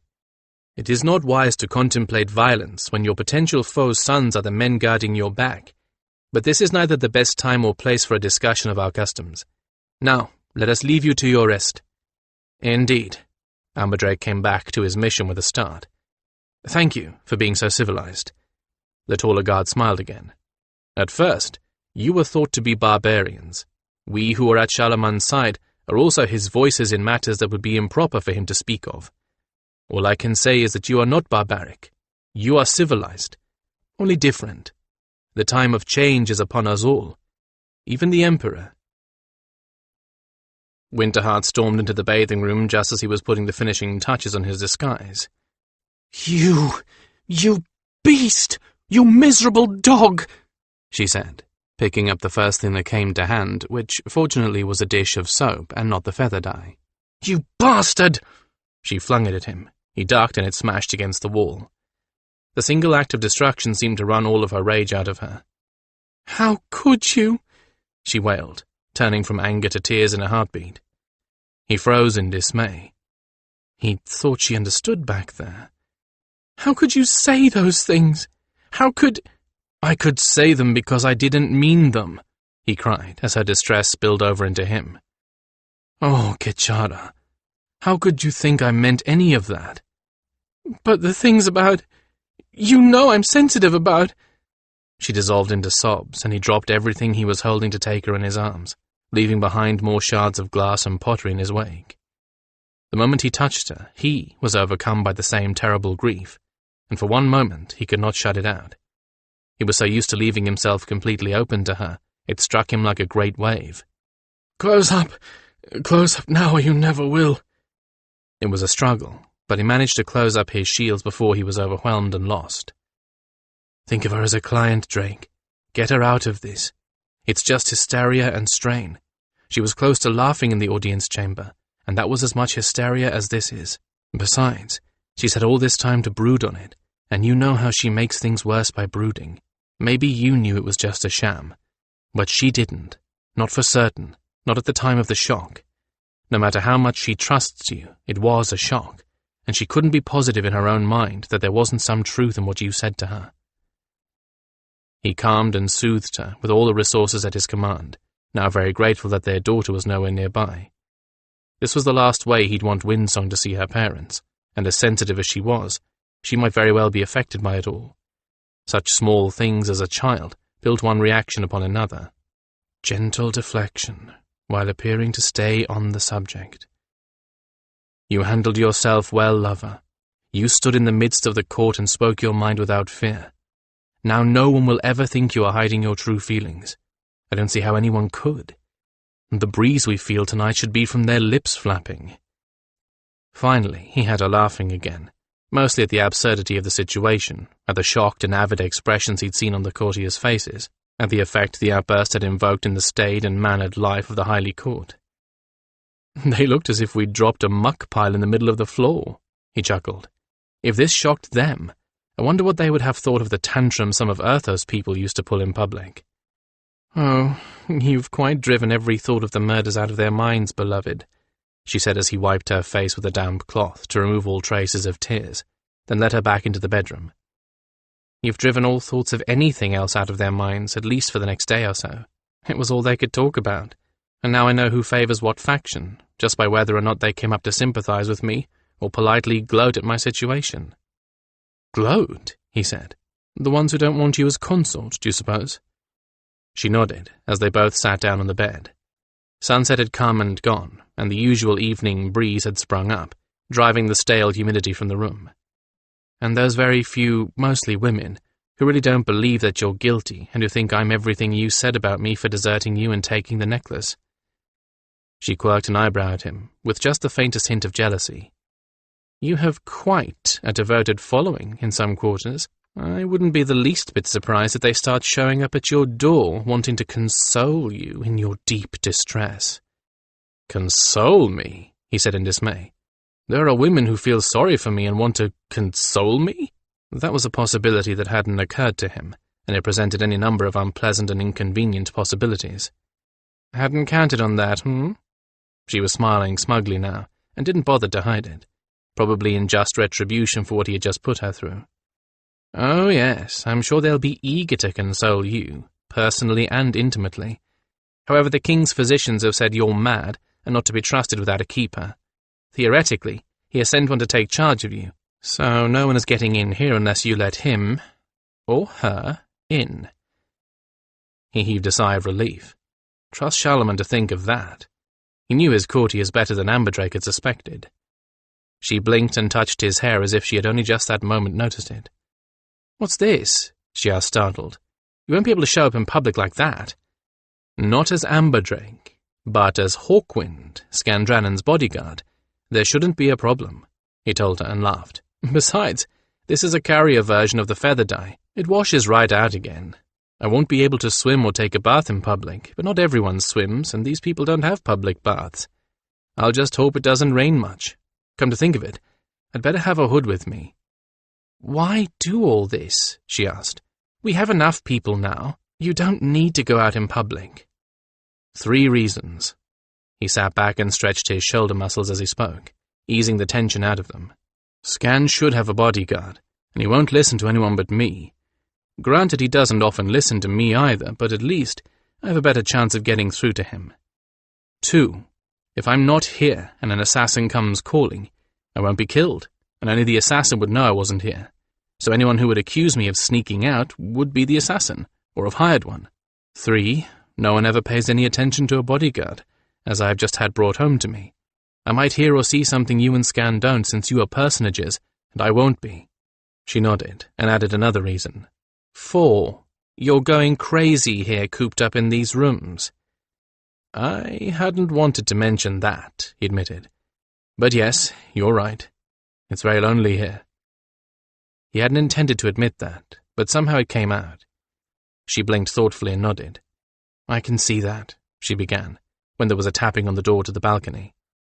Before either of them could answer it, the door opened, and the Black Gryphon stepped in, leaving the door ajar to let in more of the fresh breeze that followed him inside. "I," he said to both of them, "am one frustrated Gryphon." Skandranon finished the 3rd night of his patrols the way he had finished the first 2, with empty talons. Well, not quite empty. He had already caught 3 thieves this evening alone. One was not exactly a petty thief either. He managed to scale one of the lesser treasure towers and was about to break in through a window hardly big enough to admit a child. Of course, since this man was either a dwarf or of some race that was naturally stunted, the window made a fine entrance. Since the thief was so small, he was able to comfortably snatch the small man from the wall. The Black Gryphon carried the man's tiny, terrified body to the proper authorities, whereupon the thief blurted out a full confession, as they all had. Loyette's spears had them all in custody, a neat arrangement so far as Scam was concerned. He'd assumed that since magic wasn't working properly, their enemies couldn't be using it even to disguise their movement or hide themselves, and that his old night combat and night spying skills would be better suited to spotting the culprits from above than even the most experienced Highly Guard from below. Whoever this was might not think about hiding himself from a watcher above him. Even Mars people, as accustomed as they were to dealing with griffins, still occasionally forgot. All that had netted him, though, was the common and not-so-common thief. No killers. Most of the little rats had not been any kind of threat physically. Put a bedridden old woman with a cane against any of these clowns, and I would bet on the old woman to beat them senseless. But he was not going to give up. For one thing, Drake was watching. The fact that Amberdrake was still considered to be the person in charge of this whole operation still rankled, even though he agreed logically with it. It rankled even though he agreed emotionally, at least in part. He just hated to think he'd been superseded, and worst of all, no one had asked him about it. They'd all just assumed it would be all right with him. That was what left the really sour taste in his mouth. As he glided on still rising thermals, circling with a minimum of wing beats, it continued to rankle. Drake is a terrific planner. Drake is a fine organizer. Drake knows what he's doing, and yes, I am a bit too reckless as long as it's only my neck I'm bearing to the macaws' talon. But still, if they'd just asked me... He probably would have said yes. He probably would have cheered. Now it itched like an ingrown feather, and he couldn't stop obsessing on it. Only a few days to the eclipse ceremony, and we still don't have our killer. That was his second ingrown feather. Shalaman can't marry Winterheart, so he can't ally with us that way. He can't declare us allies while we're still under suspicion. He can't declare us innocent, not without forcing the hand of our enemy in some way we probably won't like. Probably what would happen would be that he would just quit, leaving us with several corpses and no answers. But there are other things he could do, and Drake's histrionics should make him go after another victim before the ceremony. He'll probably make it look as if I did it, since I'm making myself so conveniently obvious as a potential killer. Wait a moment. What's this? He turned a slow, lazy circle in the sky and peered down at the hint of movement below. There was something or someone climbing up the side of that tower. Now it could have been a simian, one of those furry little creatures that looked so very human. Normally they lived in some of the gardens and made the paintbox birds miserable with their antics. But the simians often got out of their designated areas and went looking for something to do, some new mischief to get into, when they ran out of ways to torment the birds. I thought the shadow looked too big to be a simian, though. Hela! There he was.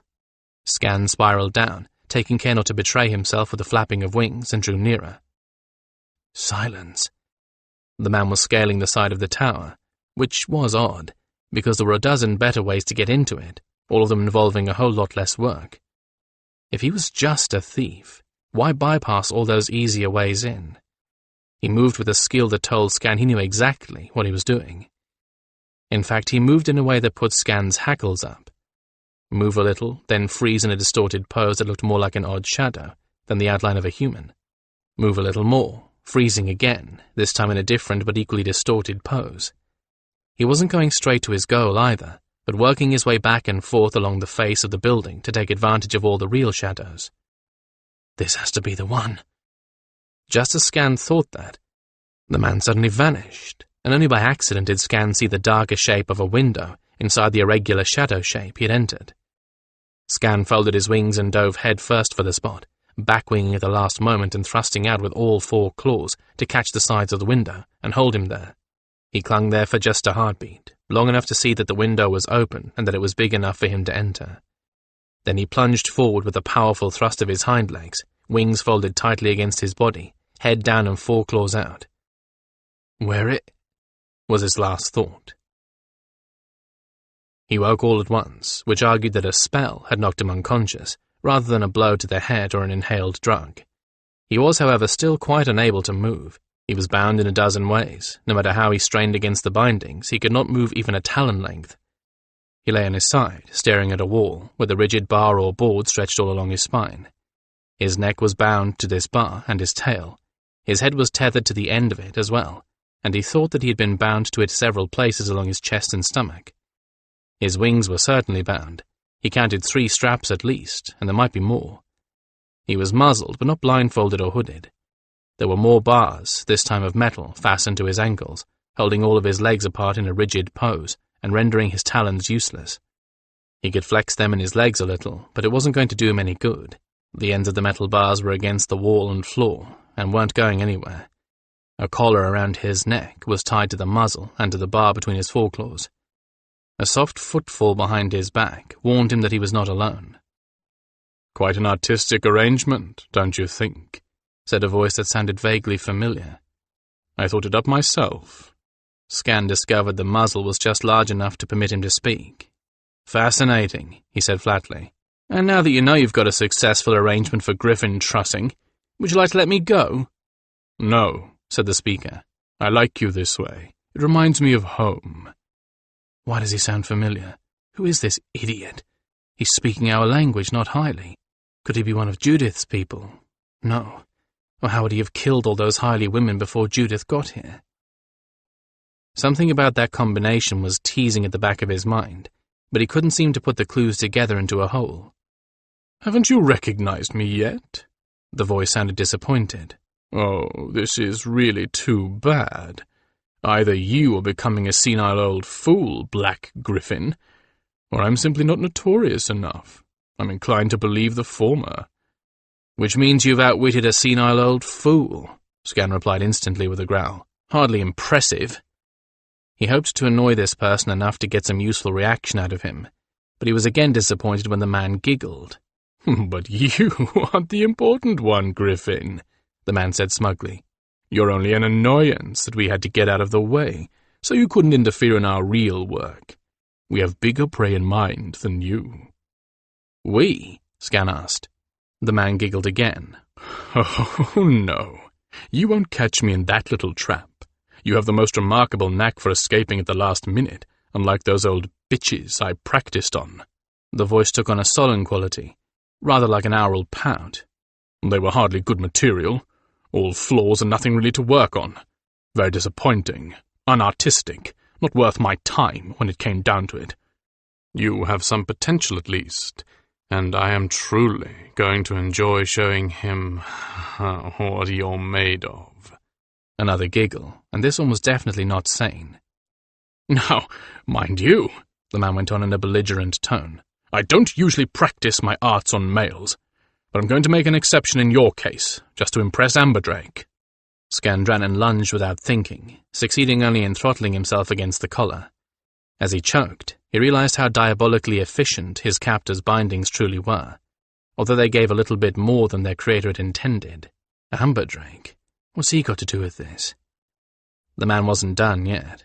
"I do owe him more than a few favors for what he did to me." And with that, the last piece clicked into place in Skandranon's mind. Amberdrake. Punishment? Women. Tying up. Cutting up. Hadainleth. "Hadainleth, you're out of your mind," he said flatly. "Whatever sanity you had when you lived in White Gryphon, coughed once and died when they threw you out on your nose." "Oh, good! You guessed!" The mocking tone sounded more pleased than anything else. "How nice to be given the recognition one deserves at last! How nice to know one's hard work hasn't been in vain!" "And just what did you intend to accomplish with all of this nonsense?" Scan asked, making his voice sound as bored as possible. "Eventually Kachara's going to test my thoughts. She'll find out I'm in trouble and tell the others. The only problem is, I haven't the foggiest notion where I am. Hard to rescue me when they have their entire city or more to cover."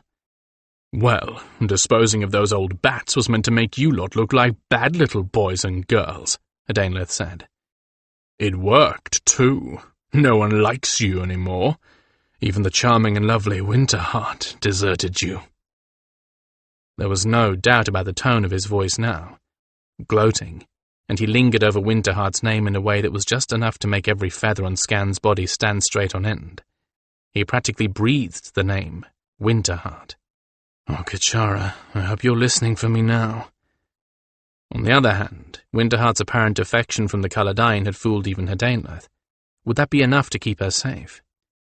"My colleagues have continuing plans, however, which I do not particularly feel like discussing with you," Hadainleth continued lightly. "I trust you'll forgive me, and I hope you won't mind waiting until I acquire Amberdrake before I introduce you to the delights of my skill. I want him to watch. He might learn something. I might even let him live afterward. Being left alive would be a better revenge than disposing of him." Hadainleth's voice took on a grating tone. "Before we all went on this mad flight to safety, and you morons built White Gryphon, I practiced my hobbies in Urtho's camp, on all the little human hens huddled around his tower. I used to watch you and your oh-so-glorious feathered brethren go off to fight Ma'ar, and inside I cheered when fewer of you came back. Urtho the artist created the Gryphons, but he quit too early. He made you to be pretty but shallow. The Black Gryphon will die the shallowest of them all." With another half-hearted struggle and a gasp, Scan replied softly, almost pleadingly, "Don't mock Urtho." "Mock Urtho?" Hadainleth laughed very near Scan's head, probably hoping for Scan to lash out fruitlessly again. "Uttering Urtho's name is mockery enough. Still, it would be below my honor to mock a lesser artist, if I had any." Another of his maniacal giggles, this time farther away. "Ma'ar at least came closer to worthy creation than that so-sweet Mage of boredom. Ma'ar took what Urtho limply tried with the Gryphons and created the macabre. Now there was something closer to art. Makar weren't flatulent, preening extravagances made by a pretend leader. They were hunters. They hunted and enslaved with style. And while on the subject of style, let me tell you of how my next carving will go. I believe an amusing end for the failed legend, the Black Gryphon, would be to carve and rebuild him into a female Makar. Oh, my word. I can't say I like the way this is headed at all. Think of it as being remade into a tribute to the departed lesser artist murdered-Skandranon. Like Ma'ar himself, though, the lifespan of the work will be only temporary. A pity. But then again, transforming the Black Gryphon into the bleeding Makar is art enough. The knife strokes begin here. He went on at some length and in great detail, describing all of the things he had in mind to do to Skandranon, starting with that most private of parts. He tried to push the mental images of what was going to be done to him away from the fore of his thoughts, although it was difficult. The descriptions of the mutilations were bad enough, but Hadainlith gloated over how the agony could be made to linger. Skandranon had never liked pain at all. Skan could only stare at the wall, listen and hope that there were no mind shields around this place, that none of Hadainlith's colleagues were aware of the Gryphonic ability to mind-speak, and that Kachara would find him quickly enough for the others to search for him. Because in 3 days' time, it was all going to be too late for Skandranon's life to make a difference in the relationship between White Gryphon and the Highley. Hadainlith, without a shadow of a doubt, had timed his plans to come to fruition before then. Janelle was doing an admirable job of not panicking, but she wasn't far from it. Her ear tufts were flat to her head, and her entire posture suggested she was restraining herself by pure will alone. "Where was he supposed to be flying last night?" Amberdrake asked her. It was hard to think. He was very tired, and last night had been a late one for him. He rubbed his temple, trying to will his fatigue headache away. She shook her head. "Mostly over the palace, but he also intended to fly some patterns over the city nearest the palace walls," she told him. Her feathers already showed signs of over-grooming, ragged around the edges and a bit frayed. "Loyette says that he heard from Skan at 3 on the water clock, when he brought in another trespasser. This one was let go. He was only trying to sneak in to see his lover among the servants." "Did Loyette check that out this morning?" Amberdrake asked sharply. "I don't know." She shook her head sadly. "They did not let the boy go until dawn to frighten him." "He couldn't have anything to do with it then." Amberdrake bit his thumbnail and tried to think. Skan must have discovered the murderers, maybe even stopped them before they could strike again. But then what? Why would he disappear? "What could they want with him? Where could they have taken him?" Janelle echoed, her voice shrill with worry. "Kachara has not found him yet." She dropped her head with distress. "Remember, she has to know where to look, what minds to find him among," Amberdrake told her, patting her shoulder to comfort her. "Right now she's going to have to search through the whole city to find him. And we have to hope they don't have shields up to cover him. Kachara is good, but I don't know that she's ever broken a shield. Would she know what to look for?" "Does Kachara know anything about mind shields?" he asked, wanting to give her something she could act on. "All I know is that they exist, and that some kinds of magic shielding acts like a mind shield. Could she break one if she found it to see if Skan's under it?" Janelle brought her head up quickly. "I do not know, but I think I can explain it to her," the Gryfalcon exclaimed. "It would be much faster to search for a shield than to search for Skan. As for breaking one, Amberdrake, there is nothing she has tried with mind speech that she cannot do, and she might well be able to break one." "Talk to her, then, the next time she calls you, and ask her." This was the maddening part.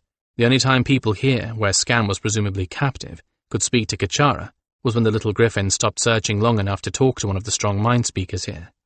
There were only 2. With Skan gone, Janelle and the Caladyne Trondai Ern named Summerhawk. Aubrey was a mind speaker, but not very strong. Winterheart was on par with Aubrey, and Amberdrake's gifts were in the sensing of emotions and the healing of the spirit, not in mind-speaking. It was incredibly frustrating. But at least Snowstar was in charge of Kachara and her search, and he was interrupting her at regular intervals to get her to talk to one or more of them and to rest and eat. Otherwise the poor little thing was so frantic to find her Papa Skan that she was likely to drive herself until she dropped. If we ever find her limits, it'll probably be now. He racked his brain, trying to think of any other way they could look for the Gryphon. No new murders this morning, and all courtiers accounted for at the morning court. So if Skan had intercepted the killers, he'd done so before they even got at their potential victim. At least he won't be blamed for another killing. What else could they do? Ask for a room-by-room search of the palace? What would that accomplish, besides getting people more annoyed with the Caladyne than they already were? And besides, if they know there is a search going on, they could and would move him. "You stay here, just in case he comes flying in with his tail singed," he ordered Janelle. "I'm going to talk to Silver Veil. Maybe she can help." He left Janelle consoling herself with her twins, who played on, oblivious to their mother's worries, and left the suite in his guard guise. Like most Kestra Chan by the very nature of her work, Silver Veil was usually alone in the morning and early afternoon, and he found her enjoying a solitary lunch beside the pool in her own garden. She knew immediately that something was very wrong, of course, even though she did not have the level of empathy he did. "What is it?" she asked, leaving her lunch forgotten and hurrying across the garden as soon as she spotted him. "What has happened? I heard nothing of another death." "No death that we know of, but Skan is missing," he told her, taking the hands she held out to him with gratitude. "We have a mind speaker searching for him, but that takes time." Her eyes went wide when he said that Skandranon was missing, and her hands tightened on his. "Is there anything I can do to help?" she asked quickly. "I was going to ask you that. Can you think of anything?" He tried not to show his disappointment when she shook her head, but his heart fell a little anyway. He hadn't exactly counted on her coming up with a brilliant plan on the spur of the moment, but he'd hoped just a bit. She was so resourceful, it was hard to realize that she couldn't do everything, solve every problem. "I cannot solve every problem," she said softly, as if she'd read his thoughts. "I cannot even solve my own."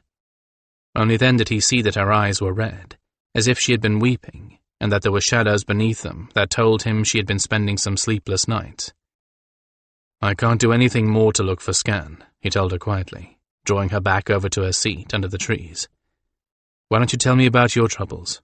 I may not be able to help, but at least I can provide a sympathetic ear." She let him lead her there passively, and sat down again with a sigh. "It is nothing I had not known about when I came here," she said wearily. "It's just that I had not known how it would affect me until I saw Winterheart with the necklace." "Winterheart?" he said, puzzled. "What?" But the question was answered by her woeful expression before she could even say a word. "Oh, my very dear. You've gone and fallen in love with Charlemagne, haven't you?" She nodded, a tinge of colour creeping over her cheeks.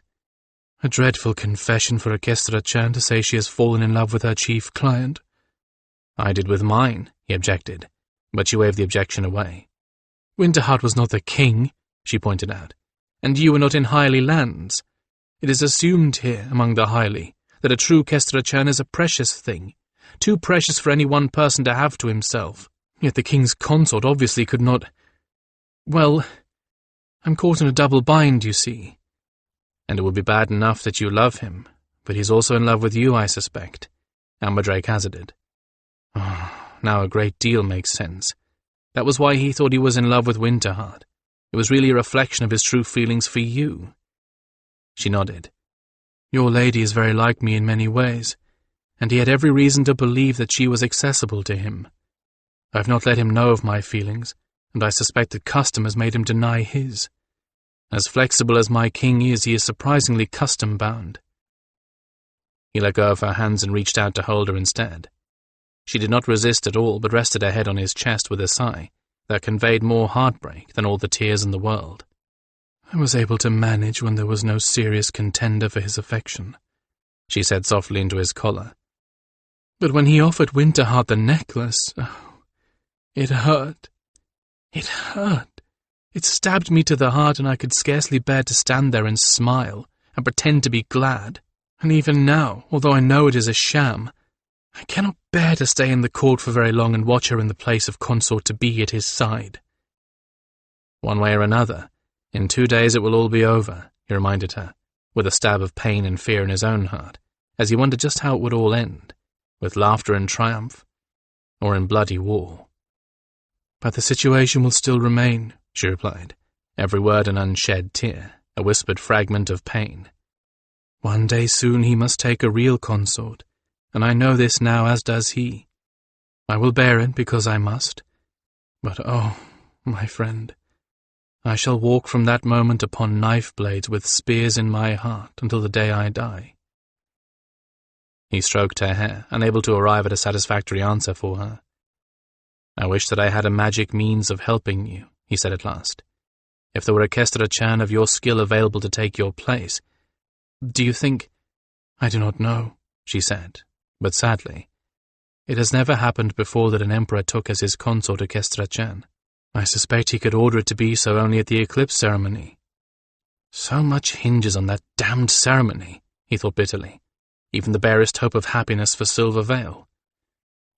I cannot promise anything, he said at last, but I will do what I can to help you, as you have so often helped me. Perhaps, if everything works out properly at the ceremony, there may be a solution for you as well. But you must not tell him of my feelings for him, she insisted. You must not. It is bad enough now, but it would be worse for both of us if you do. Loving in silence is misery, but loving, knowing the other loves and remaining parted, is twice the misery. I've seen it happen all too often that way. Sadly so had he. I swear it, he pledged to her. Yet I also swear that I will do what I can to remedy the situation, if a remedy can be found. He cupped her face in his hands, kissed her forehead, and smiled into her eyes. I might even offer my own services to the Emperor, he said, only half in jest. Then at least there would be a substitute for you. You often said that I am the only pupil who is your equal. You surpass me, and beware lest I hold you to that, she murmured, but she managed a wan smile. And meanwhile, I shall consult with Layette. There may be something that the spears can do quietly to help search for Skandranon. Thank you. He took her hands again, squeezed them gently and stood up. I must go back to Janelle before she begins plucking her feathers. I will let you know if we learn anything.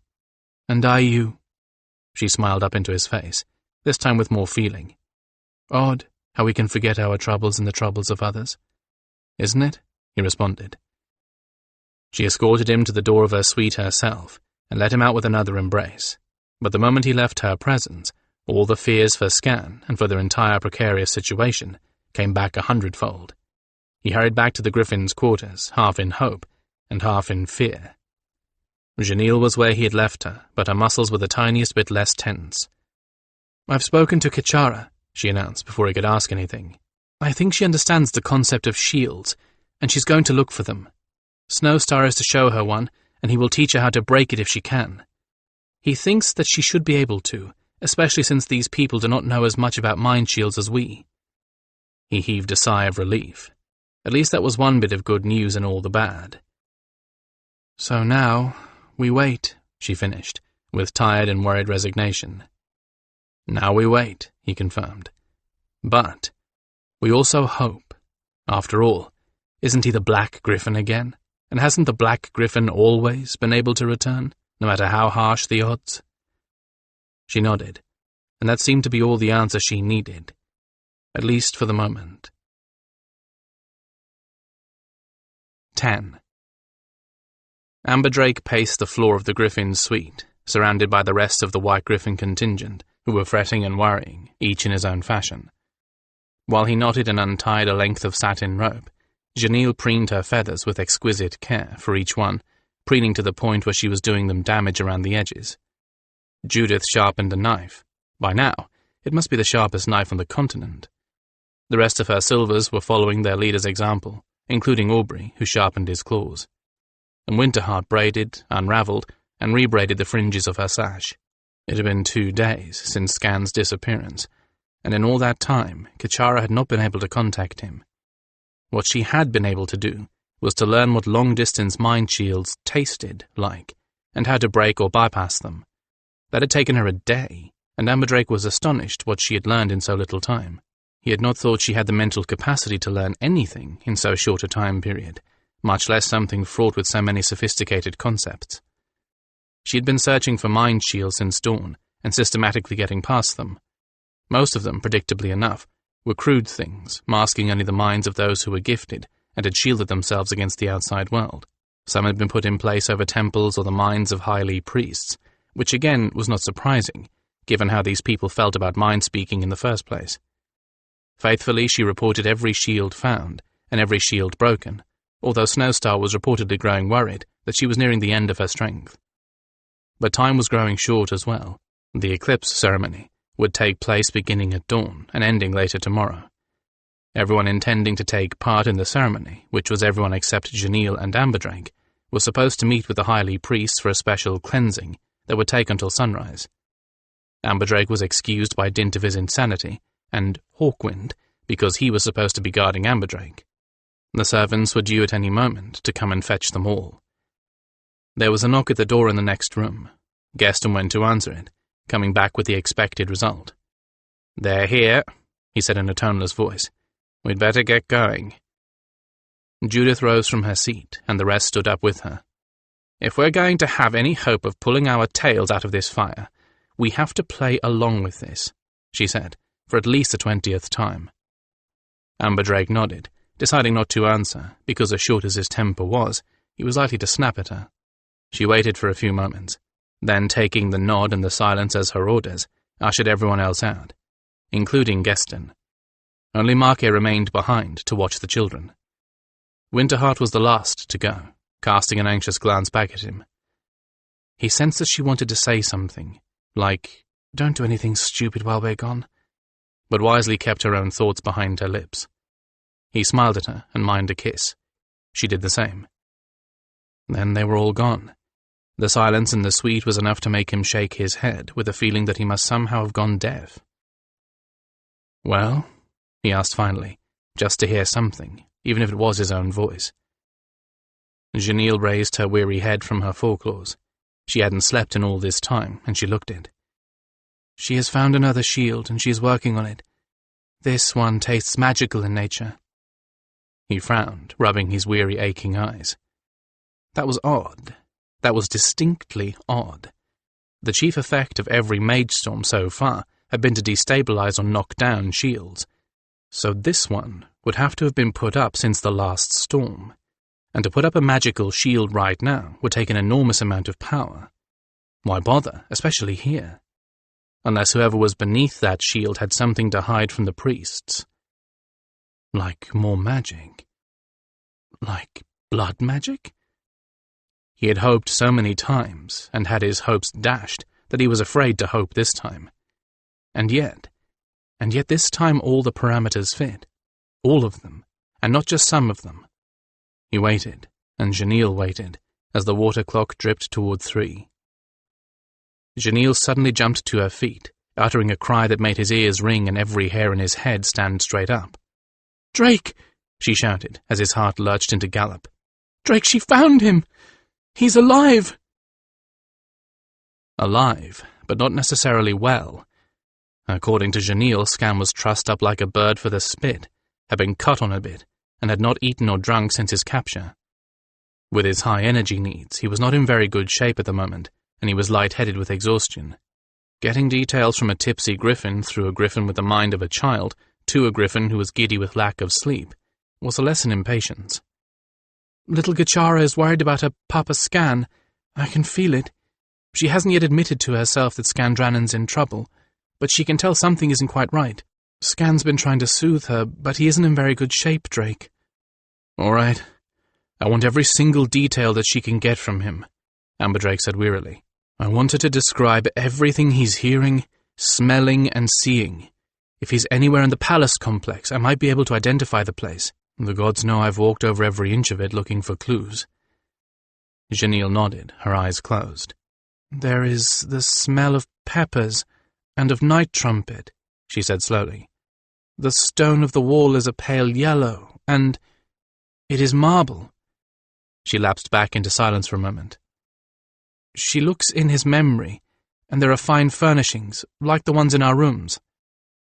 "Could be anywhere," he muttered, mostly to himself. "Could even be out in the city. Damn." "Sounds, though. There is no sound of people or traffic, and there are always those sounds in the city," she said, and his heart rose a little. If Scan was somewhere, anywhere within the complex, it would make things much easier. "The sound of falling water," Janelle continued, "and wind chimes, wooden ones. Oh, there are night singers nearby, perhaps in a garden." That narrowed it down a little, to one of the less desirable older sections of the complex. Night singers, which were a type of singing insect, had fallen out of favour a century or so ago, but no one had bothered to eradicate them from the gardens of those who themselves were not particularly in favour. The fashion now was for birds that sang at night, or no singers at all. Or more accurately, the fashion 3 generations ago was thus, and nothing had changed. "Anything else?" he asked in desperation, as his back and neck clenched with tension. She spasmed her talons in her pillows, her eyes squeezed tightly shut. "No. Yes," she said, and her eyes flew open.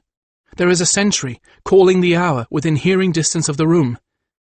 He leaped to his feet, every nerve alive with excitement, his heart racing again.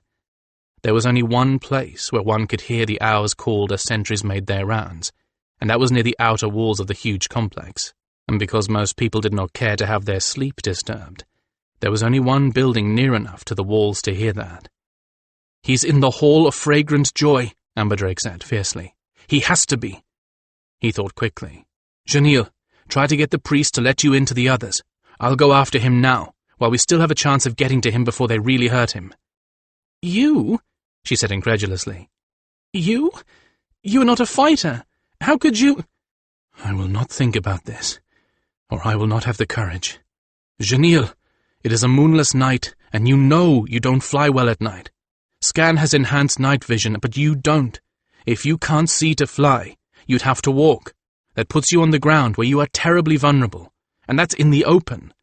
Inside, well, I may not be a fighter, but the hallways in that old section of the palace are narrow, and you would hardly be able to move, much less fight." He took her head between his hands and looked deeply into her eyes. "And I do not intend to fight. I intend to slip in, find him, turn him loose, and get out of there.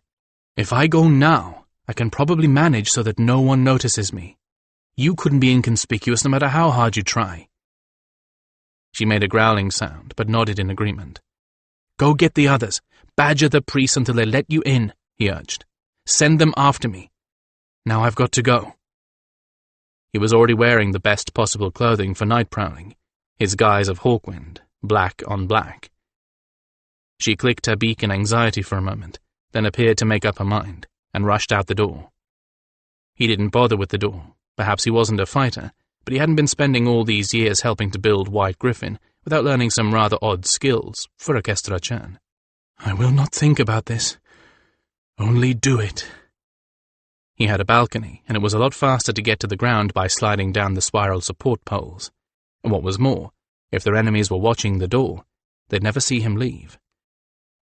He went over the balcony railing and hung by his fingers for a moment as he felt for the support pole with his feet. In a moment he had it. He wrapped his legs around it and let go of the railing, sliding down the pole like a naughty boy fleeing confinement to his room. Except that, unlike the boy, he had no sense of exhilaration.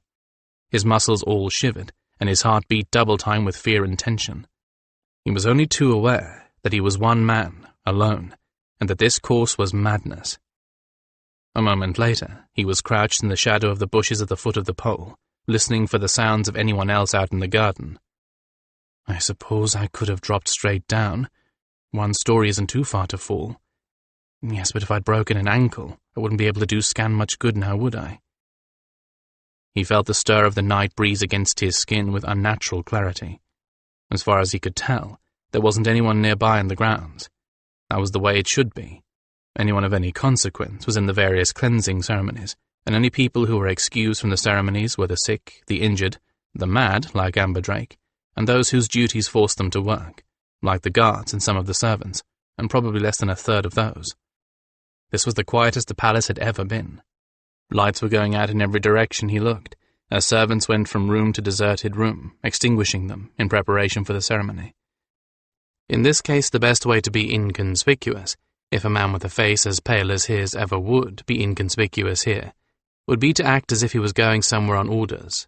So once he made certain there was no one in the immediate area watching him, he stood up, straightened his tunic, and set off for the Hall of Fragrant Joy at a fast walk.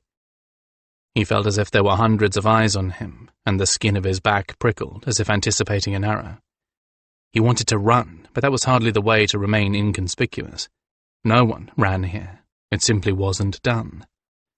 He couldn't have run in any case. The path was visible only because it was white gravel in the midst of dark green grass. If he tried to run, he'd probably fall and break his neck. "Oh, this is bright, Drake. You're going off by yourself without any reinforcements. You've assumed that Scan will be alone and relatively unguarded, but you can't be sure of that now, can you? So you're going off to play the hero, and you aren't exactly suited to the role, you know. And what are you going to do when you get there and find out that Scan isn't alone, Try and talk your way out of it? I don't think anyone is going to believe you just went out for a stroll and happened to show up where he's being held. And with a pale face like yours, you aren't going to pass for highly." The internal voice did nothing to still the fear. Not even clenching his hands into fists kept them from shaking. Buildings loomed all around him, poking up above the carefully sculpted foliage of the grounds, dark and lifeless. There wasn't a hint of the sounds that usually filled the night here. No music, no conversation, nothing. Just lightless buildings with the star-filled sky up ahead, and the white of the path barely discernible in the heavy, flower-scented dark. He couldn't even make out much beyond the bare shape of the bushes and trees beside the path. "Thank you so much, Scan, for running off and not taking anyone to back you up. Even leaving Aubrey up on a rooftop while you played mighty warrior would have been enough. Now you're in trouble and I'm running to your rescue like the fool I am. In the dark. Alone. Oh, brilliant, Amberdrake." This was as close to being blind as he cared to go, and it took all of his concentration to keep from stumbling over uneven places in the dark. Which was precisely why when a shadow separated itself from the trunk of a tree overhanging the path and flung itself at him, he didn't have any time to react. And he didn't even feel the blow to his head that sent him into unconsciousness. There was only a sense of timelessness where awareness should have been. His head hurt. It throbbed horribly with every beat of his heart. His stomach turned over, and there was a taste of blood and something bitter in his mouth. His lower lip stung. He tasted it with his tongue, finding more blood, finding it swollen and cut. His arms were twisted under him and behind his back in an awfully odd pose. He groaned and tried to roll over. What had he done last night that... A tugging at his neck stopped him. He couldn't roll over. In fact, he couldn't move at all. Amberdrake's eyes opened, but slowly. Slowly, for they were sticky and felt swollen and hurt, too, though not as much as his head. He didn't learn much of anything, however, for there was nothing more enlightening than a yellow marble wall in front of him. He was lying on his side, but someone had considerately propped him up and padded him with cushions placed beneath him in a primitive mattress. Why does this not comfort me? Possibly because I've obviously been bludgeoned and am now tied hand and foot?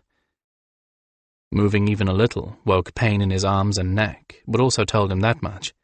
His arms were pinned together by a restraint at the elbows, behind his back, although they had not been tied so tightly as to be uncomfortable. Yet, of course I'm a Kestra Churn, and I can force my muscles to relax, which might help. His wrists were also strapped together, and there was a collar around his neck that was fastened to something behind him. That was what had kept him from rolling over. So much for rescuing Scan. Whoever has him must have been watching our rooms.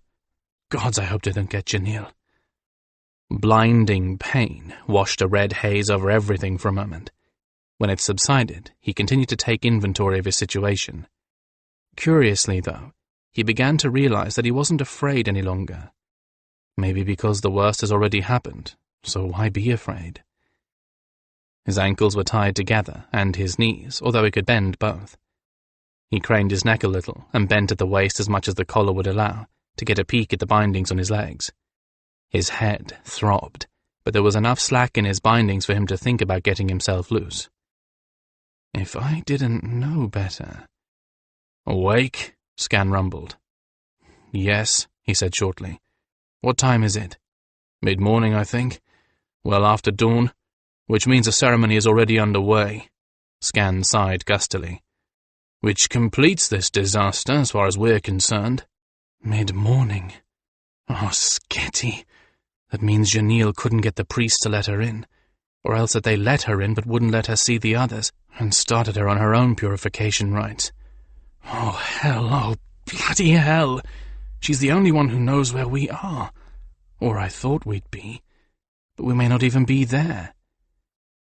Not just fear rose up in him, but a hint of panic. This was not just a disaster. This was catastrophe. He rolled, this time in the direction of the pull on his collar, and managed to get himself faced away from the wall. There was a leash fastened to a ring on the floor to which he'd been tethered, which answered that question at least. Skandranon was indeed trussed up like a bird waiting for the spit. He looked very much the worse for wear, but not really visibly damaged, certainly not as damaged as Amberdrake himself was.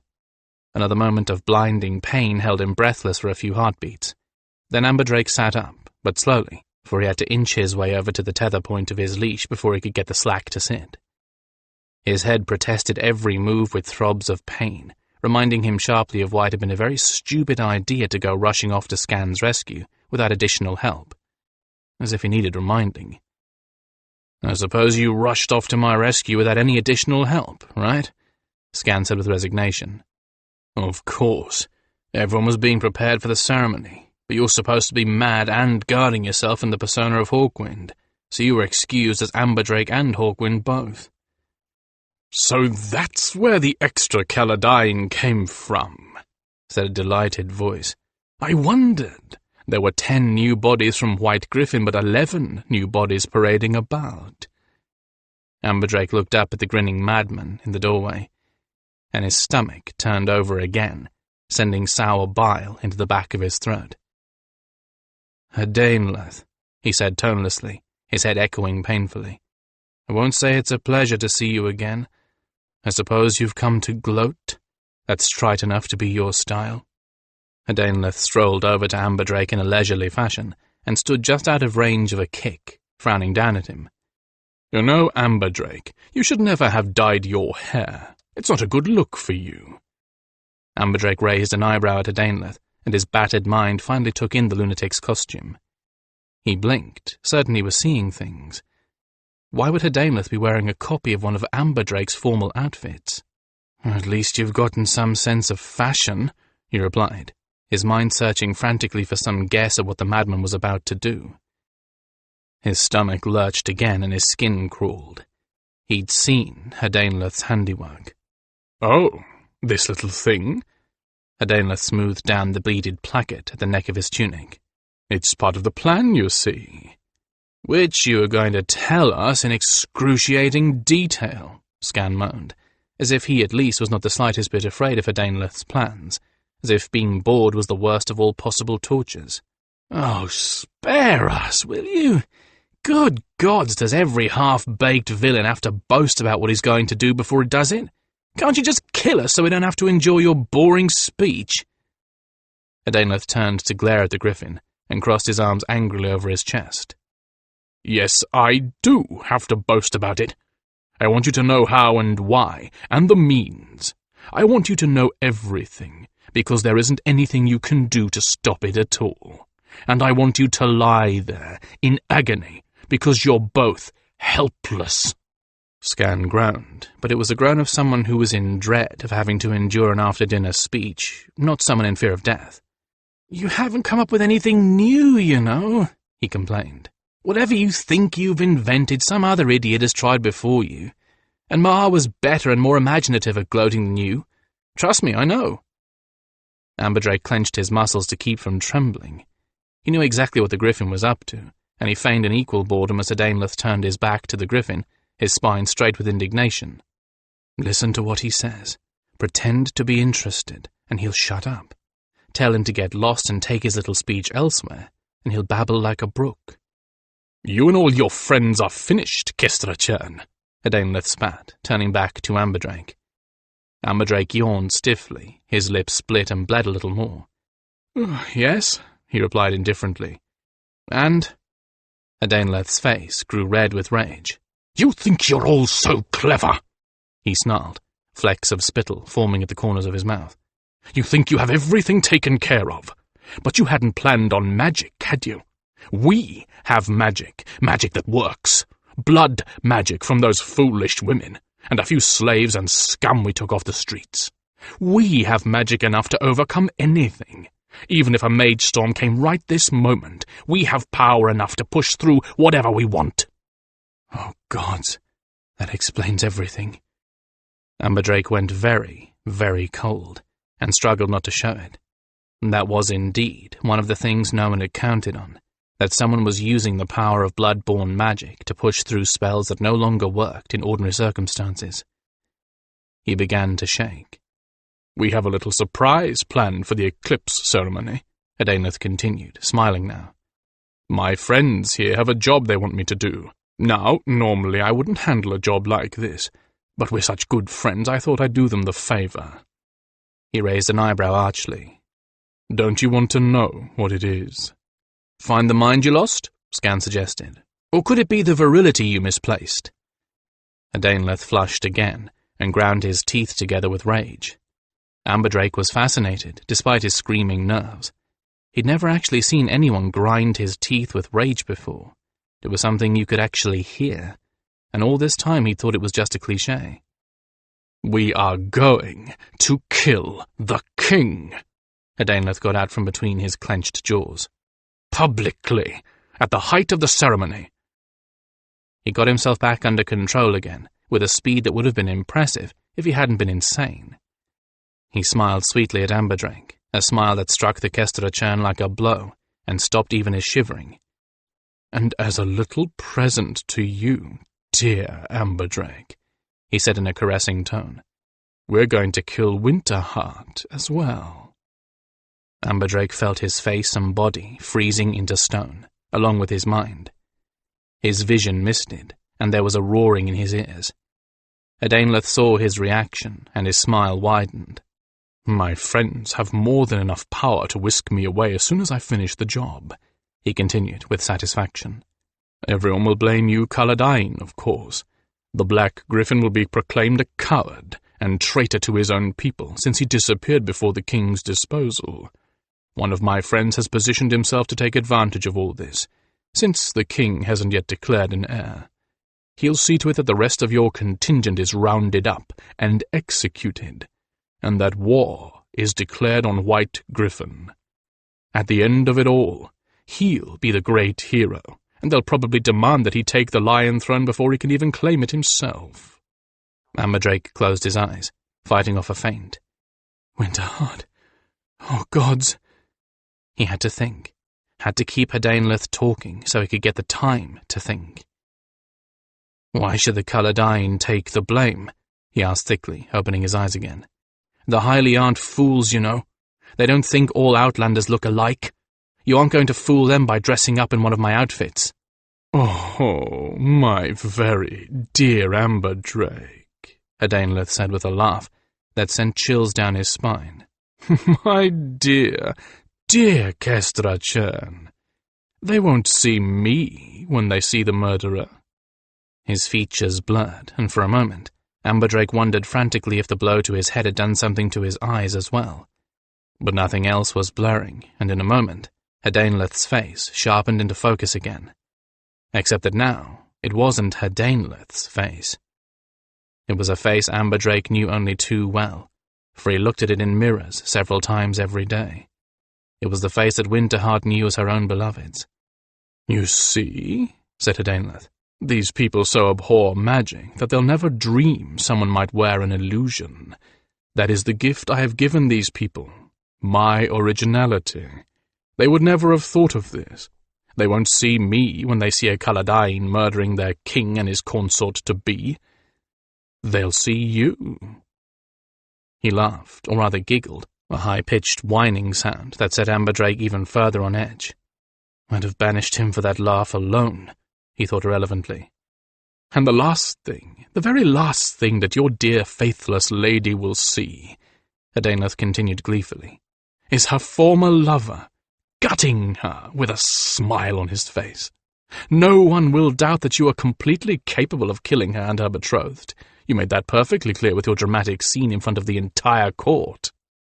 With a sickening wrench, Amberdrake realized that he himself had set the pattern for all of this, and it wasn't the king that Adanleth wanted. It was Winterheart. He was murdering the king because that was the only way he could get at Winterheart.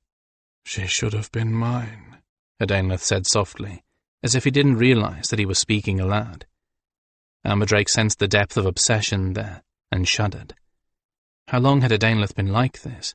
How long had he wanted Winterheart? He must have known he could never have her. All those women back at White Gryphon, they were in Winterheart's pattern.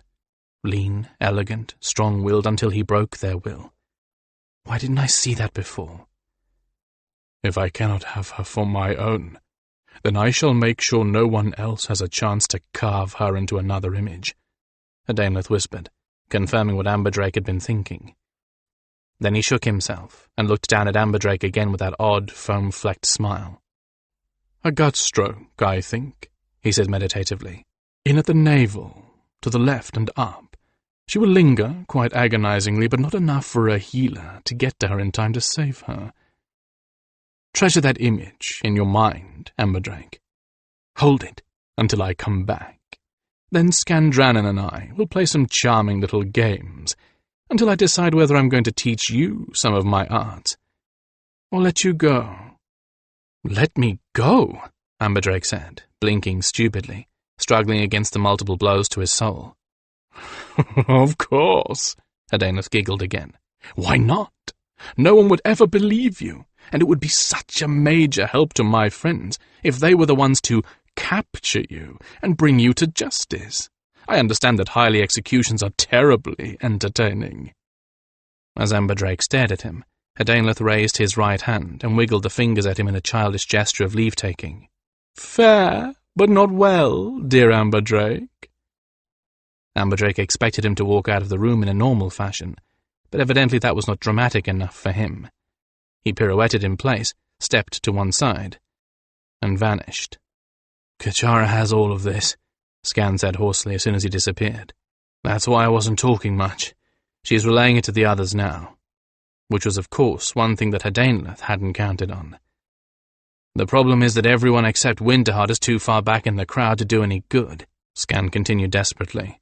And Winterheart isn't a mind speaker, so they can't warn her. They've decked Aubrey out with a ceremonial drape that's strapped down over his wings. He can't fly. Never mind, Amberdrake said fiercely, as he willed his muscles to relax here and contract down hard there, and wriggled carefully in place. Got to get the strap around my elbows down first. His muscles protested sharply as he tried to squeeze his elbows together even tighter. Got to get some slack in the ropes. There's something else Adanleth forgot. They were silk ropes, very impressive to look at and very strong, but also slick. If you knew what you were doing, silk was one of the worst of all possible bindings, though the most ostentatious. The elbow ties dropped past the joints. Now he could ease them further down. By squirming and shaking, he managed to inch the bindings around his elbows down to his wrists. Thank the gods he didn't tether the elbow bindings to the back of the collar. Inexperienced binders work along the spine only, without thinking diagonally. The way he bound me, it looks nice, but isn't very hard to get out of. Something a real Kestra-chan would know. He curled over backward until he got his wrists passed under his buttocks, then curled over forward and passed his legs through the arch of his arms. A moment later, he had his wrists in front of him and was untying the bindings on them with his teeth. I'm a Kestra-chan, Skan, he said, around the mouthful of slick cord. A real Kestra-chan. I've probably forgotten more about knots and restraints than that imposter ever learned. There. The cords fell away from his wrists, and the ones that had held his elbows followed them. He unfastened the collar, which was looped through but not even locked, and crawled over to Skandranon. He could get his legs free later. Now it was important to get Skandranon out of it and into the air. Skan's restraints were artistic, but not particularly clever or difficult to undo. Dilettante, he muttered as he untied more silk cords and undid buckles. He had to mutter to keep the fear at bay a little longer, or else it would paralyze him. Rank amateur! Damn knots! Damn Adanleth! Damn all these people to the coldest hells! I swear if I had a knife... If Winterheart... Oh, gods! If Winterheart... Knife... Winterheart... He blinked and shook his head as the light took on a thin quality. Is it me, or is the light fading? It's not you, Skan said, his own voice rasping and frantic. "It's the eclipse! That idiot Adainleth has to be dramatic! He would never strike at any time but the height of the eclipse! Hurry!" "I'm hurrying," Amberdrake snarled, doubtful if the red haze he saw was due to the eclipse. "I'm hurrying!" Charlemagne stood tall and proud beneath his heavy weight of fine ceremonial robes, and surveyed his people. They were gathered below him in a vast sea of faces, as many as could fit into the largest open section of palace grounds. The palace gates had been opened today to the public, as they were only opened on the most important of ceremonial occasions, and citizens of the city had been lined up for days to enter, squeezed in together on the other side of a barrier of guards, to view the eclipse ceremony with the court. They were jammed together so tightly that none of them could move. The sheer numbers were overwhelming. Colours warred with each other, and the glare of sunlight on jewellery threw rainbow-hued flashes up into his eyes at unpredictable moments. The heat down there must have been unbearable, but no one complained or showed any sign of it. This was the eclipse ceremony, and time for changes, and no one here wanted to miss a single word. They were all silent, as his people seldom were. It was entirely possible to hear birds singing evening songs above the faint murmur of breathing and whispers. The light had been thinning for some time now, triggering the birds to go into their sunset melodies, and although it could not be said that the air was getting colder, the sunlight on his skin burned less with every passing moment. To his right stood Winterheart, and to his left his 3 advisers. Otherwise he was alone on the platform of 3 steps, rising above the level of the crowd. In his mind, he was alone, for he and he alone could make the decision about the people of White Gryphon. He was the king. They would listen. They loved him. They knew his loyalty to their interests. He turned his troubled attention, though not his eyes, on the pale-skinned people from the north. They stood in a group, held away from the platform by an intervening phalanx of his personal bodyguards. He had not wanted to show them any particular favour until he made up his mind. He had to recalculate everything he had planned last night.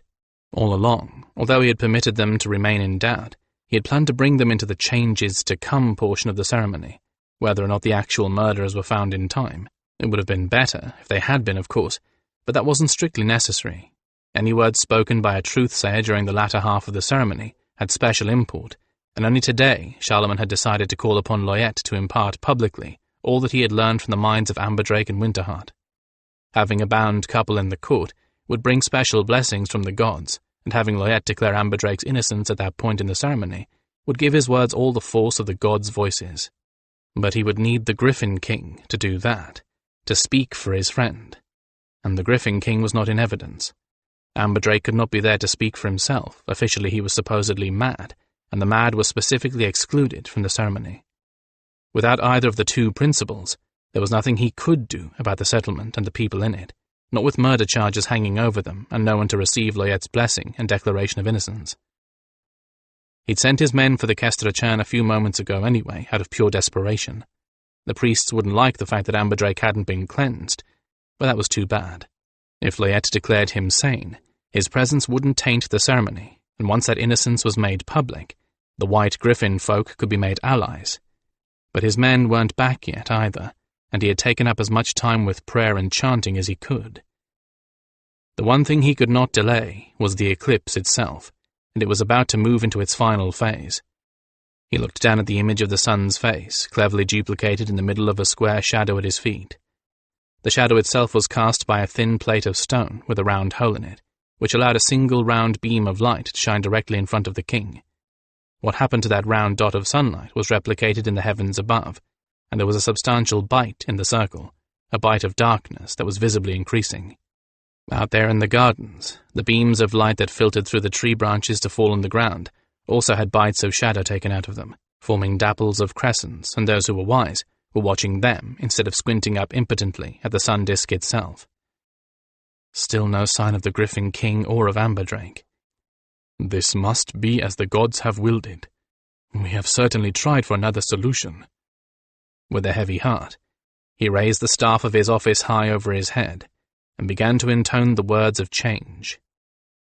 At that precise moment, as if the gesture had called him there, Amberdrake appeared on the second step of the platform out of thin air. Charlemagne stared at him, mouth agape. What? The men must have found him.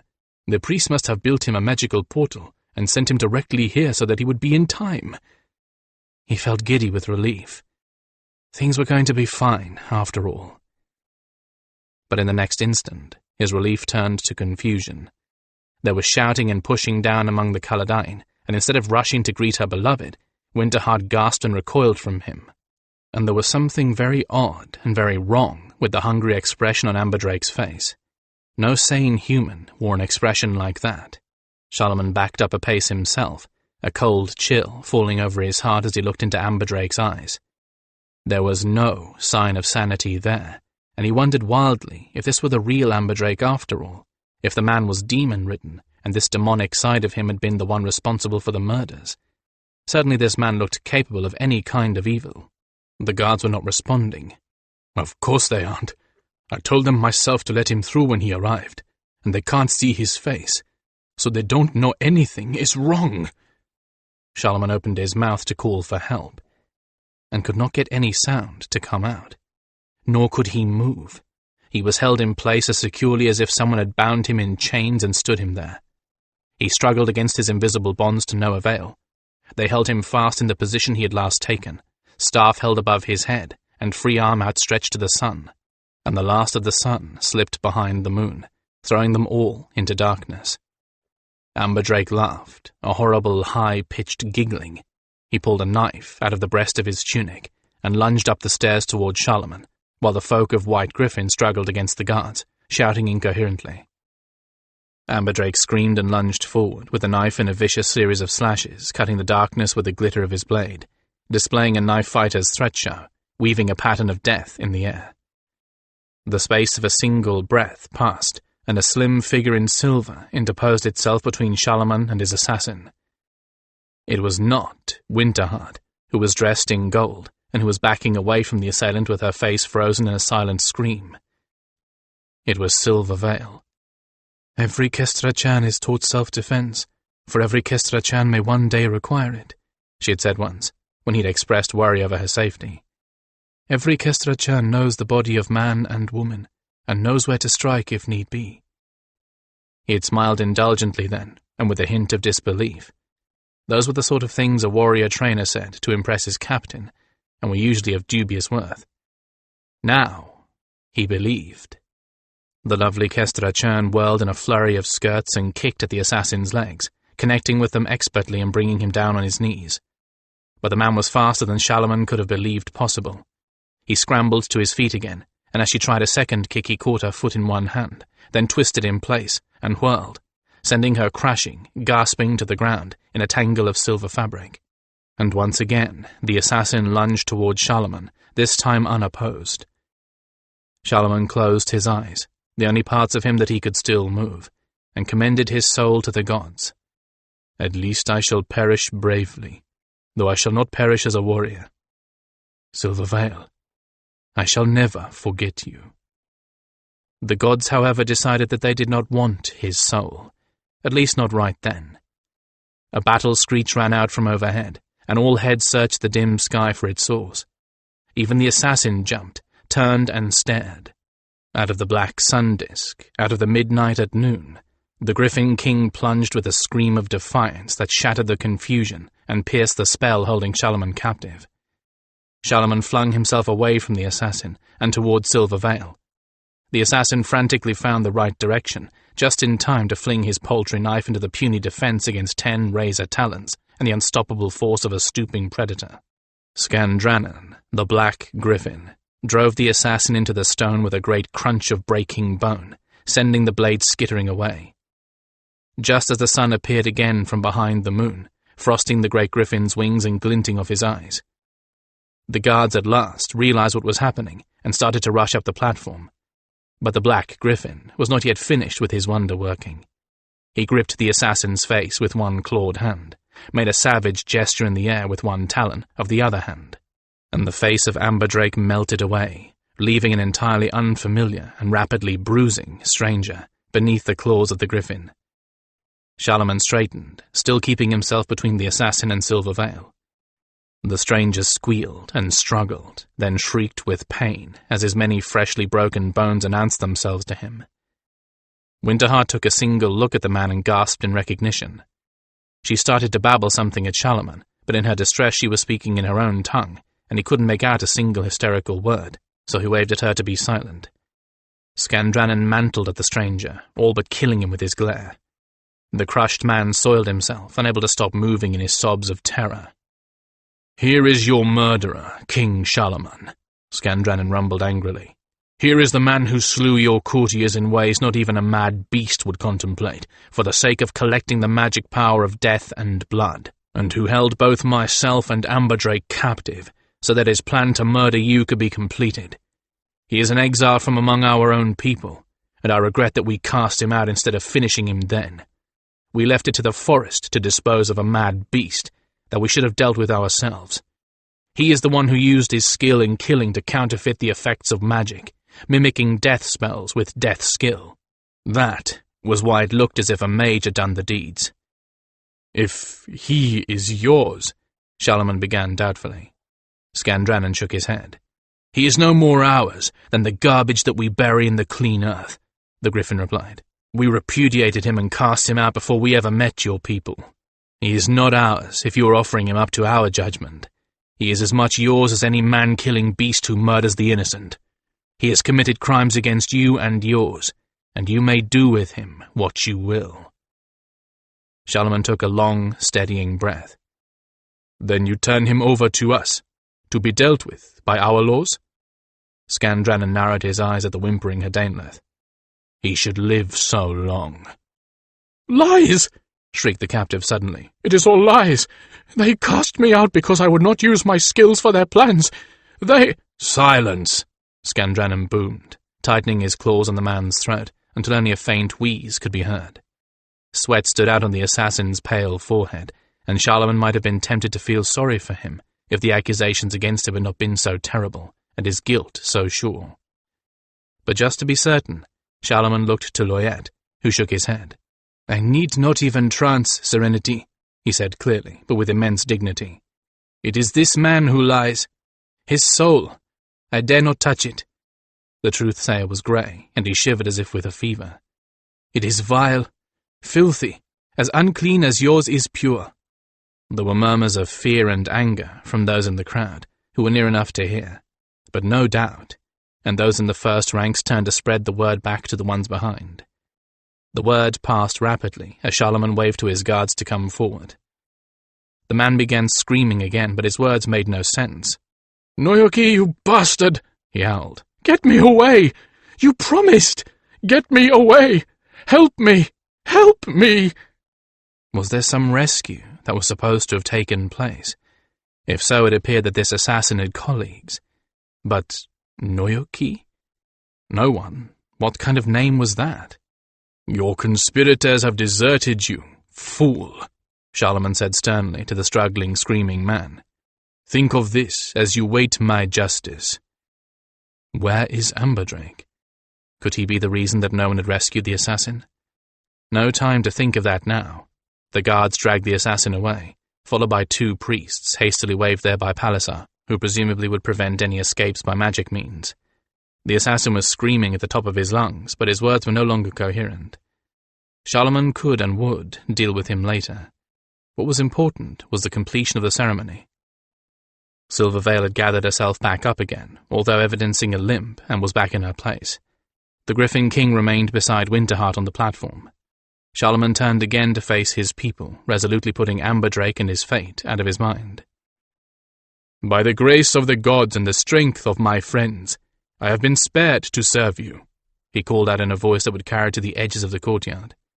"Here is the omen for changes, that Skandranon, the Gryphon King, once as white as his city, has come to my aid in the shape of a black Gryphon King, and has struck down the murderer of our nobles with his own hands. What say you, my people? Shall we ally ourselves with these honorable folk of the north? Shall we add another black king to the ranks of the highly?" The roar of assent was more than enough to drown out any few dissenters. Charlemagne bowed slightly in acknowledgement and turned to Winterheart. He pitched his voice deeply so as to be heard over the crowd noise. "Would you give me back the necklace, my dear?" he asked, looking into her strange foreign eyes. She smiled and pulled it off over her head, handing it to him with relief that she did not even try to conceal. "She is soul-bonded to Amberdrake. Surely if something had happened to him, she would know, wouldn't she?" He took the necklace and walked to Silvervale's side of the platform, where she stood flanked by Palisar and Loyette. One thing at a time, and the first thing must be Silvervale. She looked shaken but otherwise unhurt. Unhurt except for the fear she had felt for his sake, the shadows of which still lingered in her eyes. That was enough. It gave him all the insight that he needed to see into his own heart. "I never wanted Winterheart. I will find a solution for the problems this will make later. I will not let this opportunity escape." "You would have died for me," he said, as the crowd quieted, sensing more drama to come. He felt their presence at his back, heavy, uncomprehending, but in the joy of the moment, willing to accept anything he decreed. He was the king, and this was the time of changes. She nodded. Loyette held his breath. But Palisar, grim, dour Palisar, was he smiling? And would he remain smiling when he saw what Charlemagne meant to do? "You would have died for me.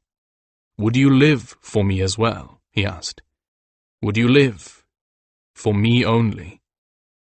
He held out the necklace to her, keeping his eyes on her face and nothing else. She did not feign surprise, nor did she affect a coy shyness. She was too complex for the former and too honest for the latter.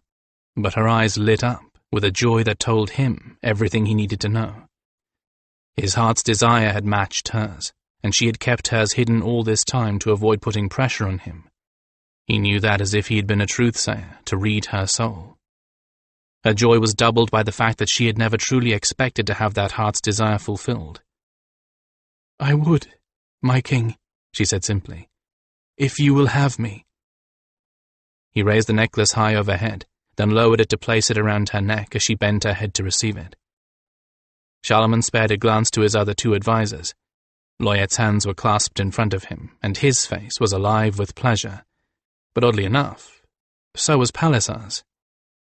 "You have years sons enough to choose an heir, Serenity," Palisar said very softly. "Marry now, for joy." That had been the final, real obstacle. Palisar's supposed disapproval had fallen like a card balanced upon one edge, and with as little fuss. He took Silvervale's hand and led her to the edge of the platform. Once again, a complete silence fell over the crowd. "To help flush out the murderer, Lady Winterheart posed as my bride-to-be, and Honorable Amberdrake feigned madness in a plan to lure the true madman.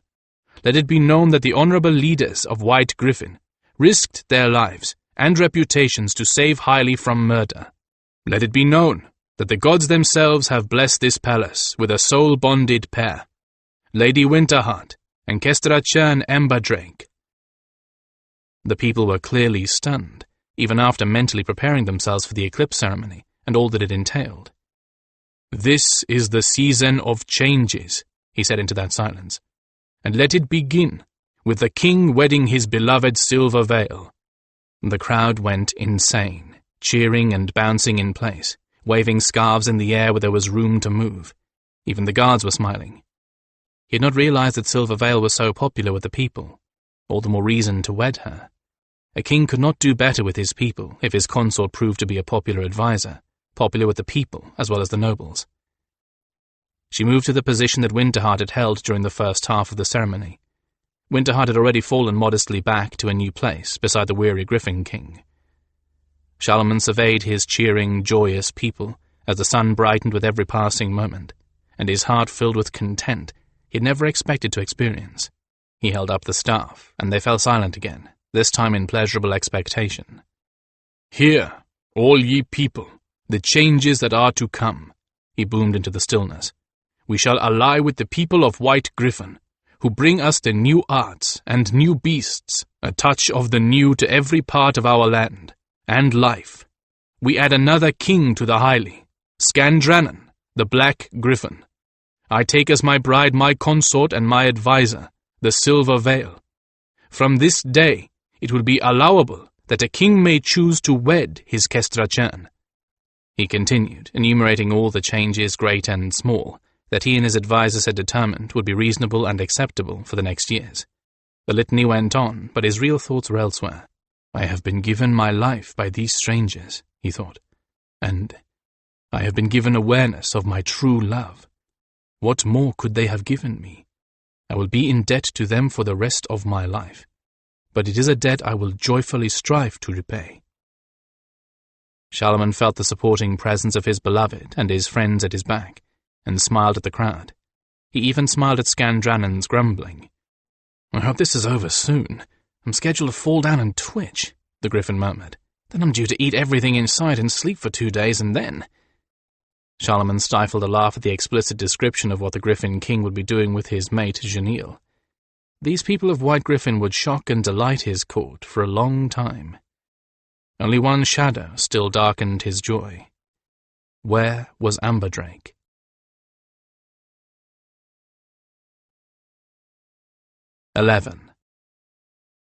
Amberdrake worked the last of his bonds loose and stood up, hands and feet still tingling. He wished he could ignore the sensation. The best he could do was to keep from making too much noise about it. Now, find those others Hadainleth mentioned. There are probably 2, maybe more, but he talked as if there were only 2. If anyone had ever described Amberdrake to his face as a courageous man, he would have laughed. He had never considered bravery to be one of his chief attributes. That was for others, not for him. He was able to recognize bravery when he saw it, but it was never a quality he would have granted to himself. He was often afraid and knew it, and did not scruple to show it. Not that brave people weren't afraid, but they were able to get beyond their fear to act. Amberdrake knew in his heart that fear often paralyzed him.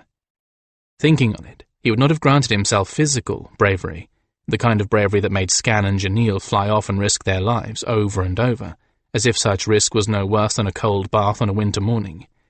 And right now, he felt as if he were the biggest coward in this whole shattered world. As Skan vanished out of sight, all Amberdrake wanted to do was find somewhere to hide until the whole mess was over. He wished he could find a nice, secure room and lock the door so that no one could get at him. That would be the sensible course, really. What could he expect to accomplish? There is no way I can just hide when the most powerful and dangerous of our enemies are both here, somewhere, wherever that is. Something has to be done about them. They may be engrossed with whatever magic they're controlling, or they may be confident they've already won, or... With no real mind-speaking ability of his own, he would not know whether Skan arrived in time to save the king in Winterheart until long after the fact. The light grew dimmer with every passing heartbeat, and Hadainleth was due to strike at the darkest part of the eclipse. No one knew he was here except Skandranon and Kachara.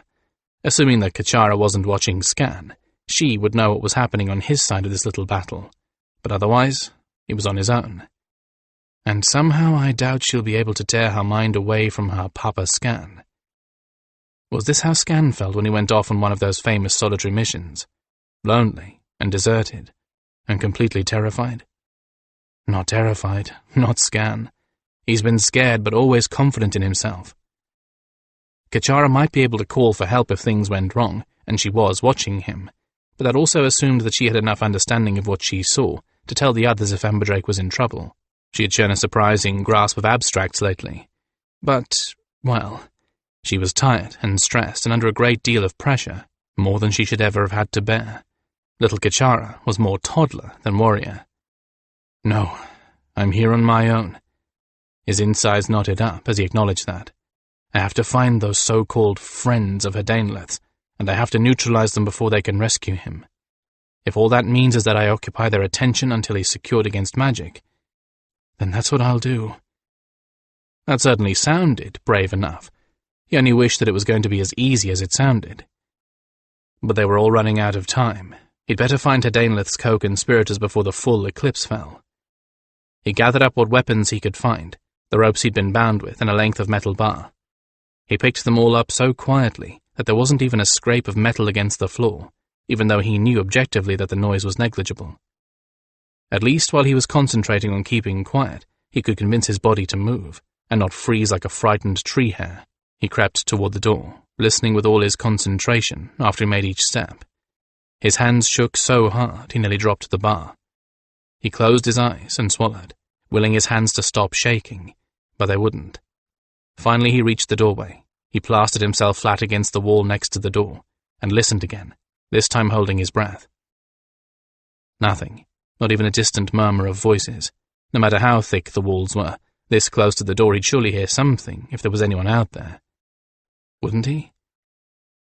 Carefully he reached out to the door handle and eased the door open a crack.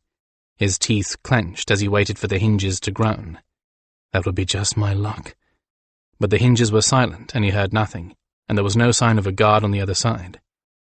Meanwhile, the logical part of his mind was still worrying away at the problem of who Hadainleth's co-conspirators were. This is, probably, a suite in the palace, which means that one of Hadainleth's friends must belong to the court. But who could it be? Unfortunately, Amberdrake had no idea who was quartered where. Probably only the Chamberlain would know that. He'd been under the impression that this section of the palace was about empty. The rooms were not very desirable. They were all too near the outer walls, and the sentries and far-off noise of the city disturbed the nights. There were only a few gardens shared among the suites here, and the entire section was a little too damp during the winter. The only people who lived here, so he'd thought, were those too lowly in status to complain about the rooms they were granted.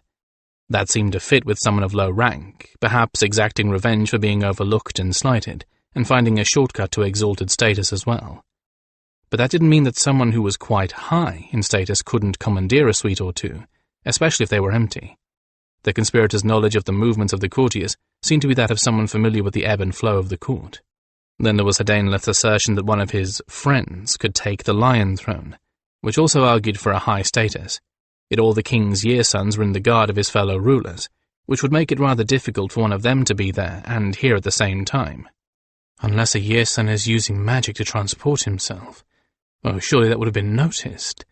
Or could he have found someone to impersonate him and crept back here? That's even more far-fetched a notion than the use of magic to transport him. Impersonators are less reliable than magic. Or were they? He clenched his eyes closed as he thought about Hadainleth impersonating him, closing in on Winterheart, cutting once to the side, again, up. Pull yourself together, Amberdrake. Think about what you have learned. Life-bonded pairs can feel each other. If she was hurt, He'd feel sick, he realized with a lurch of his stomach. What if it wasn't fear for himself that was making his hands shake so? What if this was the side effect of feeling his beloved Winterheart die, somewhere far away? And what if it isn't? Think, Amberdrake. Alive or dead or dying, would Winterheart admire you for shaking and hiding? You have to act. No matter what happens to Winterheart or you have to act for the good of White Gryphon. Amberdrake eased the door open a little more. There was still no reaction indicating someone out in the hallway. He turned his intellect back to narrowing down or eliminate possible suspects. He had a particular suspicion of his own, and he devoutly hoped it was wrong. But the doubt kept recurring. Could it be Palliser? It was a horrible suspicion, no matter how you looked at it. It was an unworthy suspicion, because he knew very well he would never have entertained it if Palliser hadn't been so openly hostile to the foreigners. But if the Highley had customs and rituals for everything, perhaps the speaker was prohibited from hiding his true feelings, even if it would mean giving himself away to those he plotted against. But he kept wondering, for certainly there was no one better placed than Palliser to know everything about the movements of every courtier in the palace. Who better to know exactly what was going on, and who better to know which courtier was valuable and which was not? Add to that the fact that Palliser was a priest, a trusted priest. Who better to ensure that the chosen victim was alone?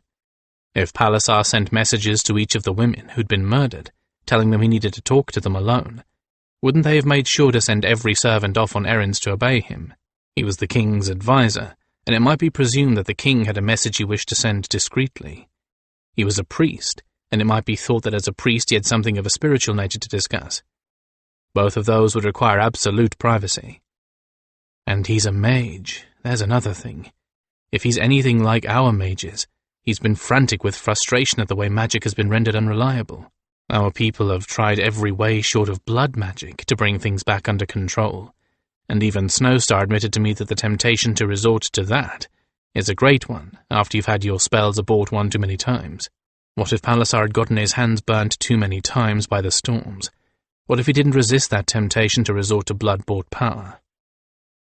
Granted, every single one of those arrangements could be applied to every single priest-mage among the highly, but still, Palliser disapproved of the foreigners, of change in general, and possessed everything required to be the one holding Hadainleth's leash.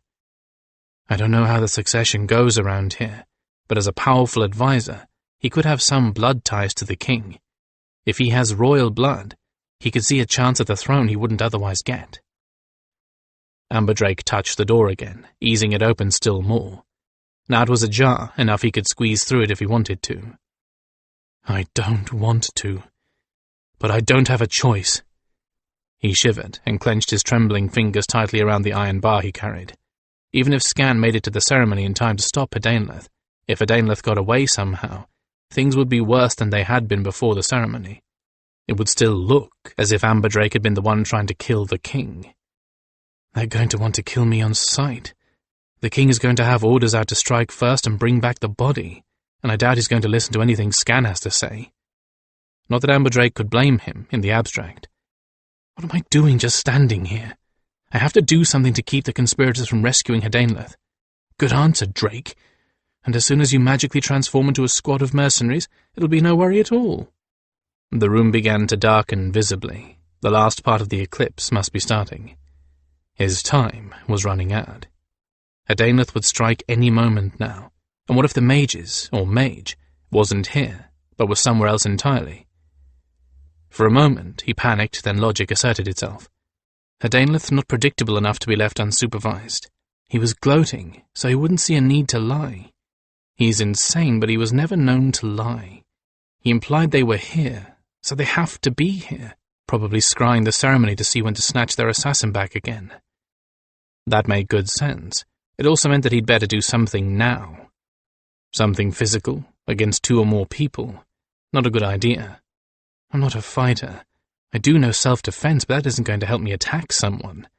What do I have left? Bluff? Well, why not? It couldn't hurt. I could buy time, and as soon as everything is over, Skan can send me help. When I'm bluffing them, they aren't going to be doing anything but watching me.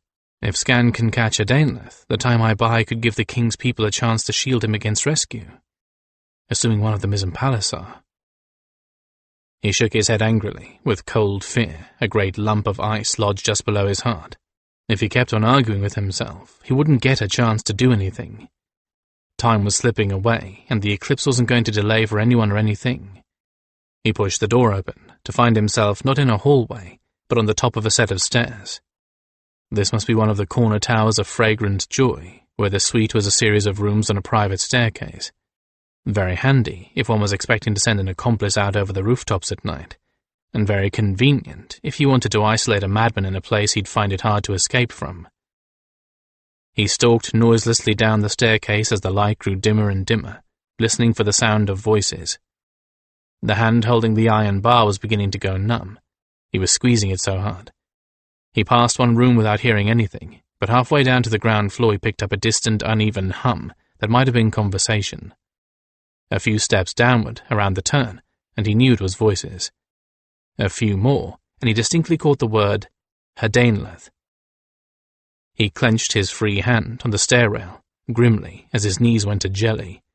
It was the other conspirators, all right. 2 of them, just as he'd thought from the sound of their voices. Unless there were others who weren't speaking. He pushed the thought that he might be struck down the moment he crossed the threshold resolutely out of his mind. If he thought about it, he'd faint or bolt right back up the stairs again. His throat was tight, and his breath came short. Every muscle in his back and neck were knotted up. Every sound was terribly loud, and his eyes felt hot. He forced himself onward. 1 step. Another. He reached the bottom. There were no more stairs now. He faced a hallway, with several doors along it. He knew which one he wanted, though. It was the first one. The one that was open just a crack, enough to let light from inside shine out into the hall. The staircase was lit by a skylight with frosted glass at the top. It grew darker and darker in the stairwell until by the time he reached the door he wanted, it was as dark as early dusk. The voices on the other side of the door were very clear, and it was with a feeling of relief that left him light-headed that he realized neither of the 2 speakers was Palliser. It didn't sound as if there was anyone else there. He took a chance, braced himself, and kicked the door open. It crashed into the wall on the other side, hit so hard that the entire wall shook, and the two men sitting at the small round table looked up at him with wide and startled eyes. "Bluff, Drake!" The room was well lit by 3 lanterns. A smallish chamber, without windows, it held the round table in the middle, some bookcases against the walls, and not much else. There were more things on the shelves than books, though he didn't have time to identify anything.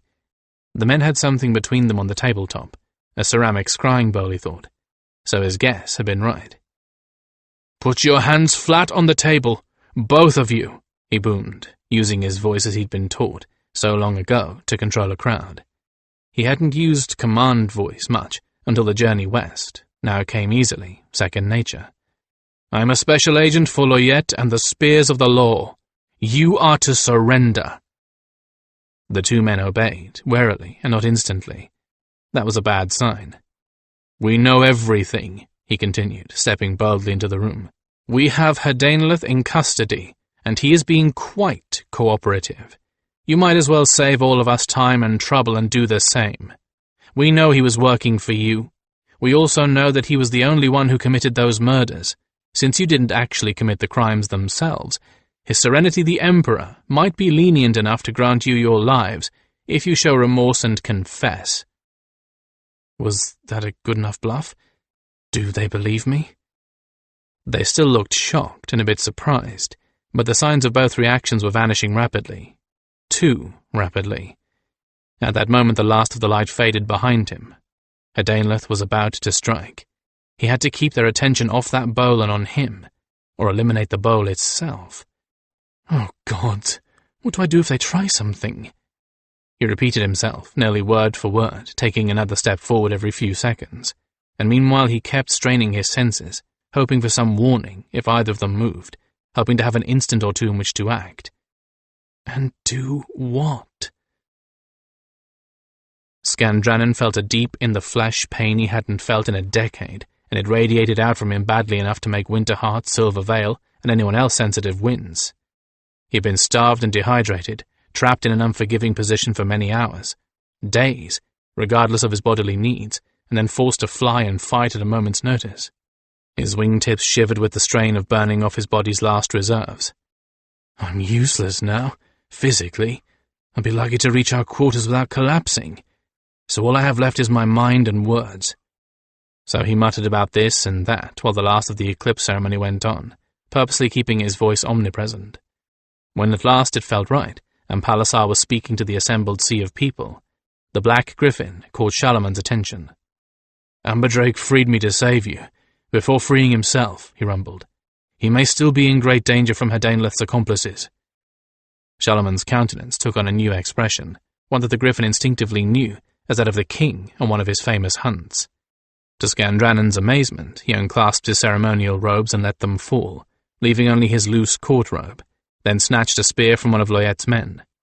"You tell me where," Shalamon said, steely-eyed and commanding, while his personal bodyguards fell in behind him. The Black Gryphon nodded, then closed his eyes, reaching out with hope. "Kachara? Kachara, love, please hear me." "Papa Scan!" The voice was there, as clear as always, with only a little more than usual of the odd echo that usually accompanied fatigue mind-speaking. "Papa, are you having fun?" Skandranon couldn't resist a huge mental smile. Kachara wouldn't understand what was going on if he spent 2 lifetimes trying to explain it to her. What was important to her was fun, or not as much fun. "Papa, are you hurt? You feel like you have an ow." "Yes, dear heart. I got hurt a little. I'm very tired. Kachara, love, I need you to look for Amberdrake. Find Amberdrake and help him. Can you do that for me?" There was a pause and then, "All right. I miss you." Then Kachara was gone from his mind.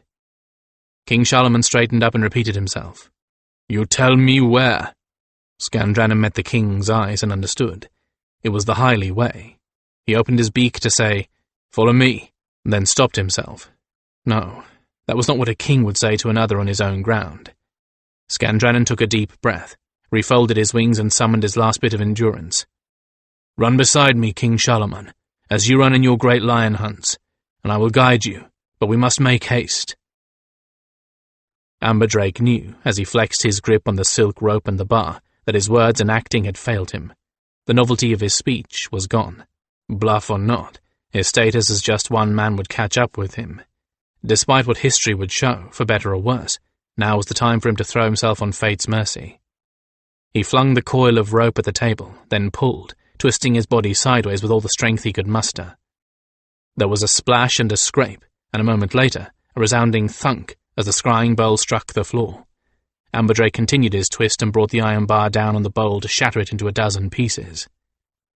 "That was it, Drake. Your one move." He came to rest on one knee, looking up at the two, but at that moment he heard— well, it wasn't precisely a voice in his mind, and he didn't quite hear it. It was a sense of presence, not words, just feelings and the aura of boundless cheer and playfulness overlaid with weariness, but bolstered by endless curiosity. Kichara? He thought, hard, trying to project the image of herself back to her. Feeling of ascent. Before he could respond, she sent him a new sensation, intensified curiosity. It didn't take a genius to figure out what she was asking either. "What are you doing?" was as clear in feelings as in words. He was breathless with relief, dizzy with the feeling that he was at last no longer alone. But how had she figured out how to reach him? She was using his strongest gift, that of empathy, to speak with him without mind speech. Where had she gotten that idea? Fear rose, screaming inside him. He didn't have any way to explain what he was doing, not without words. Do what Skandranon would do, Drake. Do without words, without focused intellect. Let her feel it. Let her in. He had never, ever lowered his barriers completely with anyone but Winterheart, for an empath always has to fear being lost in another's emotions. But how could he ever fear little Kichara? There wasn't an unkind bone in her body. He dropped every barrier he had to her and let her come directly into his mind, just as the light began to creep back and the eclipse to pass off. He felt his body slip away from him, felt his back and arms go limp. One of the two men at the table slid noiselessly out of his chair and seized something from a bookcase against the wall. As the man turned, he came fully into the lamplight, making what was in his hand gruesomely plain. Amberdrake's stomach lurched, and he sensed Kichara recoiling as well, mimicking his reaction, though she couldn't have any idea what they were both looking at. It was a wand, crudely fashioned from bone. It could have been made of animal bone, but somehow Amberdrake knew that it wasn't. No, this was not just any bone, but a human bone, the large bone from the thigh. From one of the earlier victims? Probably the first. We'll never know, I suspect. Somehow that just made it worse. This grisly relic must be the Mage's primary power focus, the place where he was storing all the power stolen from those Hadainlith had murdered for him, and all the people he had murdered on his own. Amberdrake stared at it, his gorge rising and bile collecting at the back of his throat. He couldn't move, he couldn't even think. He could only stare at the nauseating thing as the Mage took in his shock and paralysis and smiled slightly. The light strengthened and the Mage moved the wand in front of him, holding it between his palms, and his smile deepened. The other man leaned back in his chair and chuckled. That was when Amberdrake realized that neither of these two had been fooled for an instant. His heart and courage plummeted. They knew he was alone. This Mage was about to level a magical blow at him, and he didn't even have the defenses of a mouse. He tried to move and discovered that he couldn't. The bar dropped from his numb fingers and clattered on the floor. This was no spell. It was nothing but pure, overwhelming fear. I'm going to die. It wasn't even a guess. It was a fact. Bad mans! Kichara screamed into his mind. He reeled and dropped to both knees beside his iron bar, momentarily blinded and deafened by her mental shout, so strong it was clear even to someone who was not a mind speaker. Both of the men facing him went stiff with surprise, as if they heard it too. Instinctively he threw up his shields again, which was what she'd been waiting for. Bad mans! She screeched again, this time accompanying her angry scream with a building mental shriek aimed at the two facing him. It came like a windstorm that would not stop building, filling his ears. The two conspirators were not expecting anything of the sort. Neither was Amberdrake, for that matter. He was so used to thinking of Kachara as a child, as a complete and total innocent, that he had underestimated her entirely. He had forgotten that she had more than enough experience to recognize a bad man when she saw one. Both of Amberdrake's opponents collapsed on the spot. "Ow!" said Kachara with a mental wince, and her presence vanished from his mind. "Oh, indeed."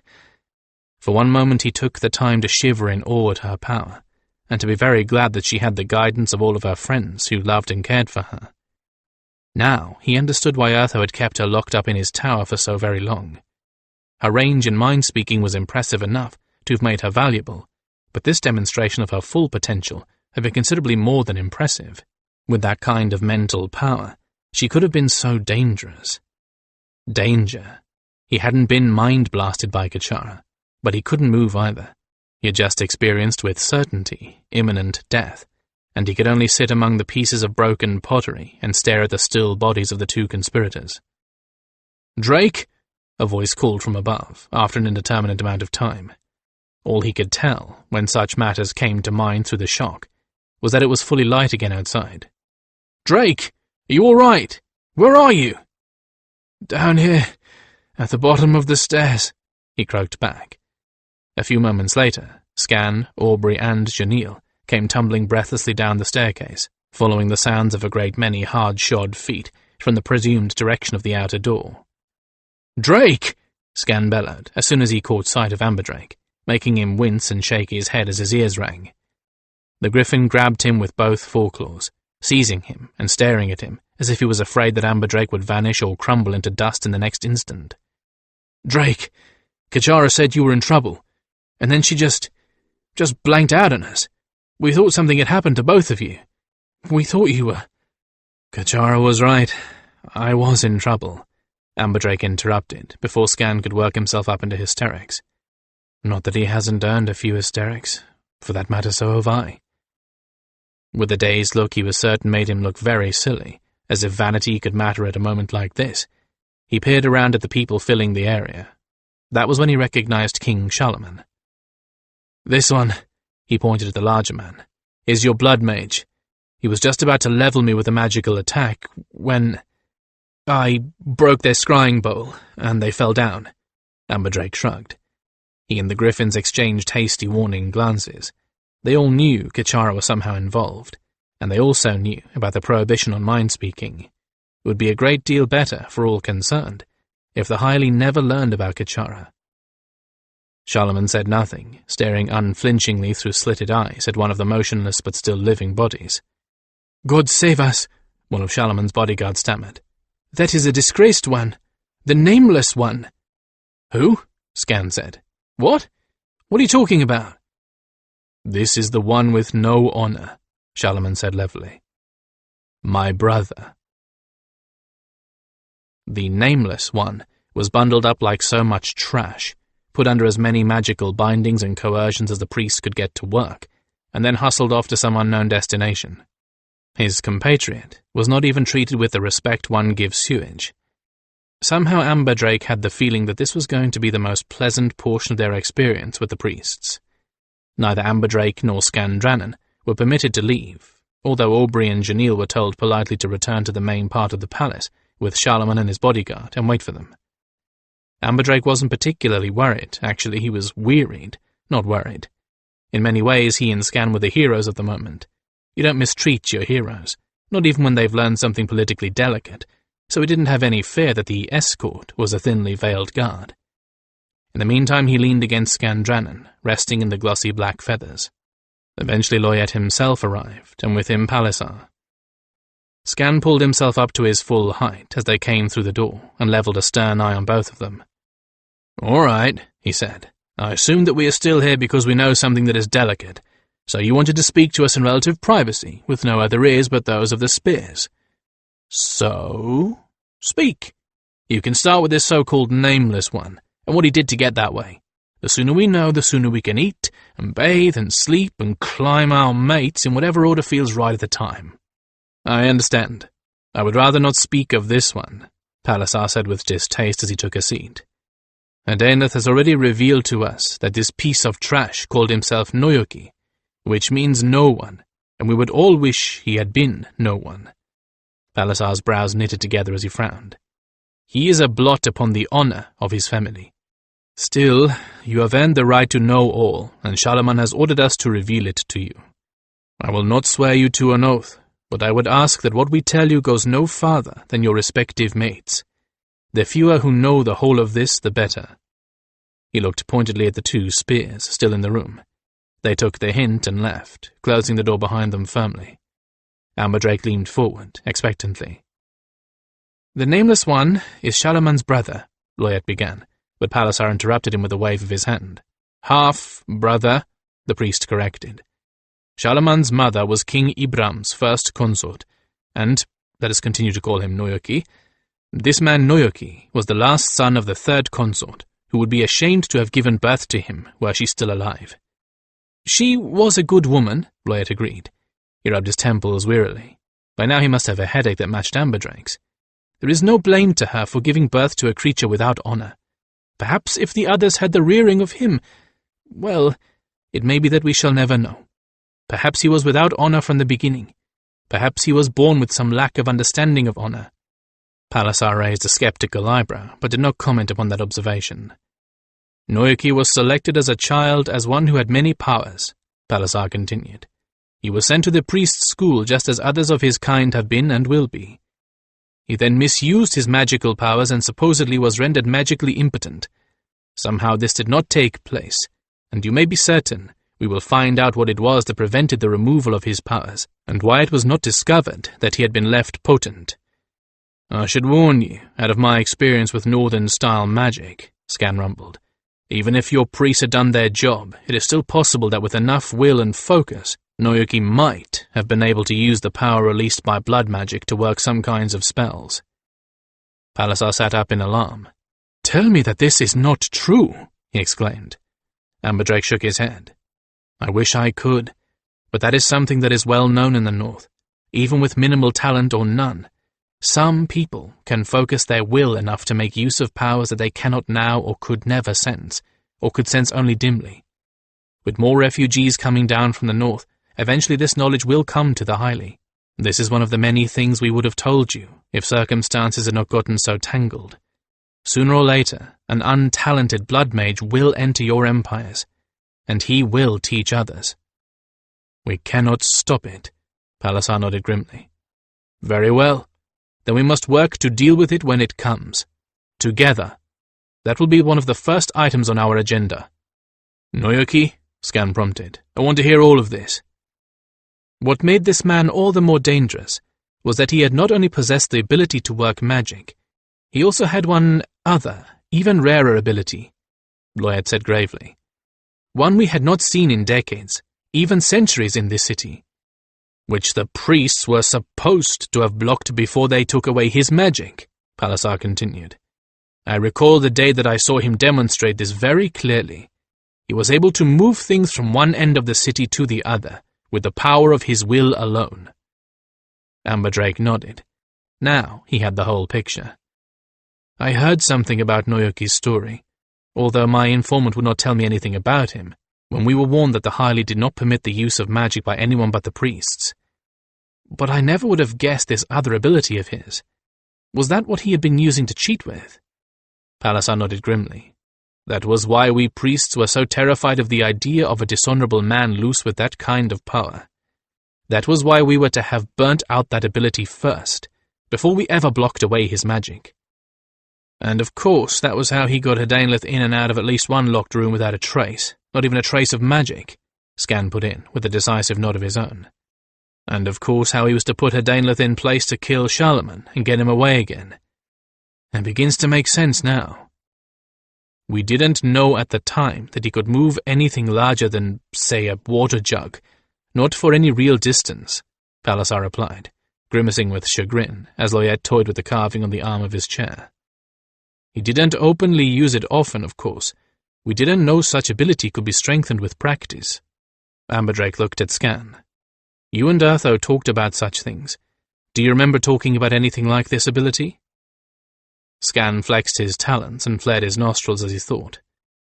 Such things can be strengthened up to a point, I suspect he couldn't move an object the size of a human very often, or for a great distance. That would be why he needed to bring his confederates here, and why he only used it when there was no other way to get at a chosen victim. If it's any comfort to you, it's as rare among our people as it is among yours. Palisar shrugged. We'll find it all out for certain, in short order, he replied, his eyes focused on some point beyond Amberdrake. We do not lightly use those whose abilities grant them the means to see the thoughts of others, but when we do call upon them, they are dealing with those whose guilt is known, and they employ their skills without mercy or regard for the consequences. Amberdrake blinked. Was the priest saying what he thought? Are they prepared to use coercive force to strip their minds away? Their minds will be broken like eggs before we meet with Charlemagne again, Bloyet confirmed grimly. And like eggs, the contents will be extracted, and the empty shells left behind. We will not slay them. We will not need to. They will all three live out their lives in a public place as examples of what the ultimate penalties may be. And in sifting through their minds, we may perhaps learn what made them what they are, and prevent such a monster from appearing among us again. Amberdrake shuddered at the ruthlessness in the slender advisor's words. He knew what a powerful mind speaker could do to someone just by accident, having been on a receiving end of Kachara's first shout, and at the edge of the second.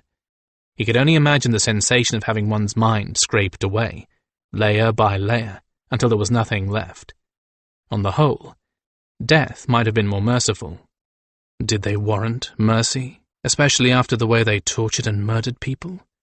I don't know, and I'm glad I'm not the one making the decision. The sounds of birds singing in the gardens outside seemed unnaturally loud and cheerful. That, I think, is all that needs to be said for now. Palisar stood up then, and gestured to them, a wordless invitation to leave this room, and return to the main section of the palace. Amberdrake was not loath to leave. I think the strength of fear is wearing off. His joints hurt, his muscles ached with the need to lie down. His mind was in a fog. Later he would have the strength to think about all this, but right now he just wanted to fall into Winterheart's arms and rest. It's over. It's finally over. The walk back was a long one, and it was accomplished mainly in silence. Both Palisar and Bloyet brooded over their own thoughts. Amberdrake was too tired at the moment to really think of anything to say, and Scan moved haltingly, in no mood to talk. It was only when they reached the door of the Emperor's portion of the palace that Palisar stopped them all with a lifted hand. Hot, brilliant white sunlight beat down on them all, but Palisar seemed immune to its effects. I have some things I must say. I do not favor change, he said, still frowning, and I did not want you foreigners here among us. I was certain when the murders began that you had brought the contamination of your people here, and that you were the cause, witting or unwitting, of all our current troubles. But I am not a fool or blind. The cause was already here, and your people merely gave birth to the tool. Sooner or later, Noyaki would have found another way to reach for his brother.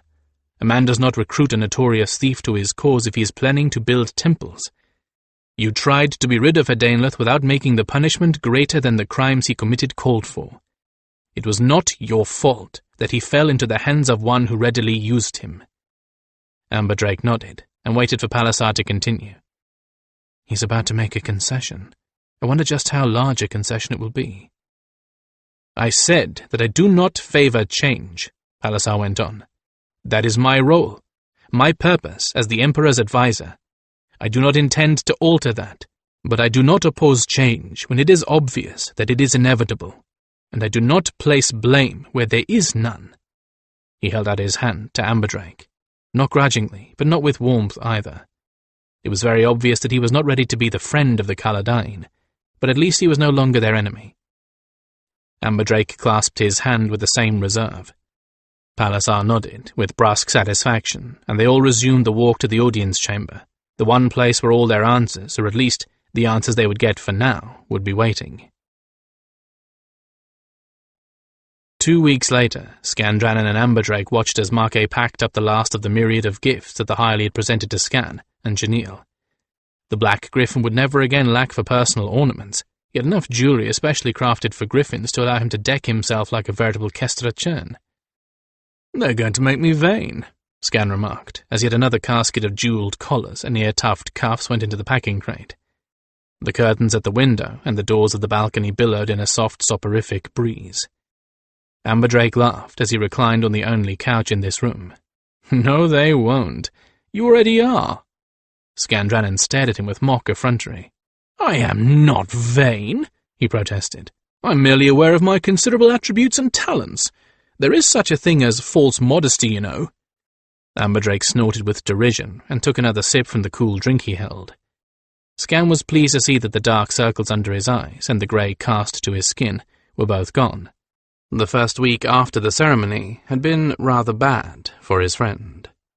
All the horrors of what might have been came home to him as soon as he got a little rest. According to Winterheart, he'd had 4 solid nights of nightmares from which he would wake up screaming.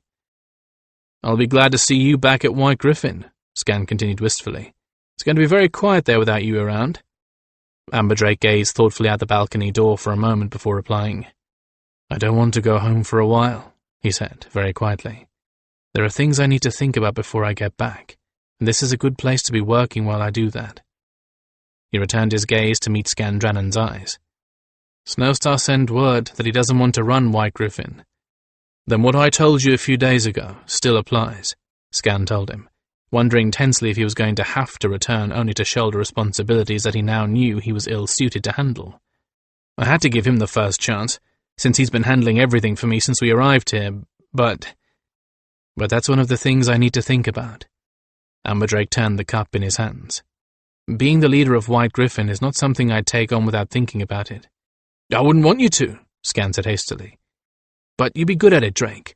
Listen, I'm already a symbol, and I can't get away from that. I'm an example, and I can't avoid that either. But if I've learned one thing, it's that I'm not a leader. Or at least, I'm not the kind of leader that Urtho was." "You're a different kind of leader," Amberdrake said, nodding. "When people need a focus and someone to make a quick decision, you're good at that. I've seen you act in that capacity far too often for you to deny it, Skan. You have a knack for making people want to follow you, and the instinct for making the right choices."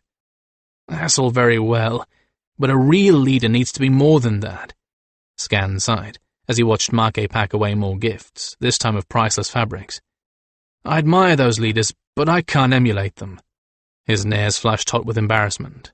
"I get bored, Drake, handling the day-to-day snarls and messes that people get into. I get bored and I lose track of things.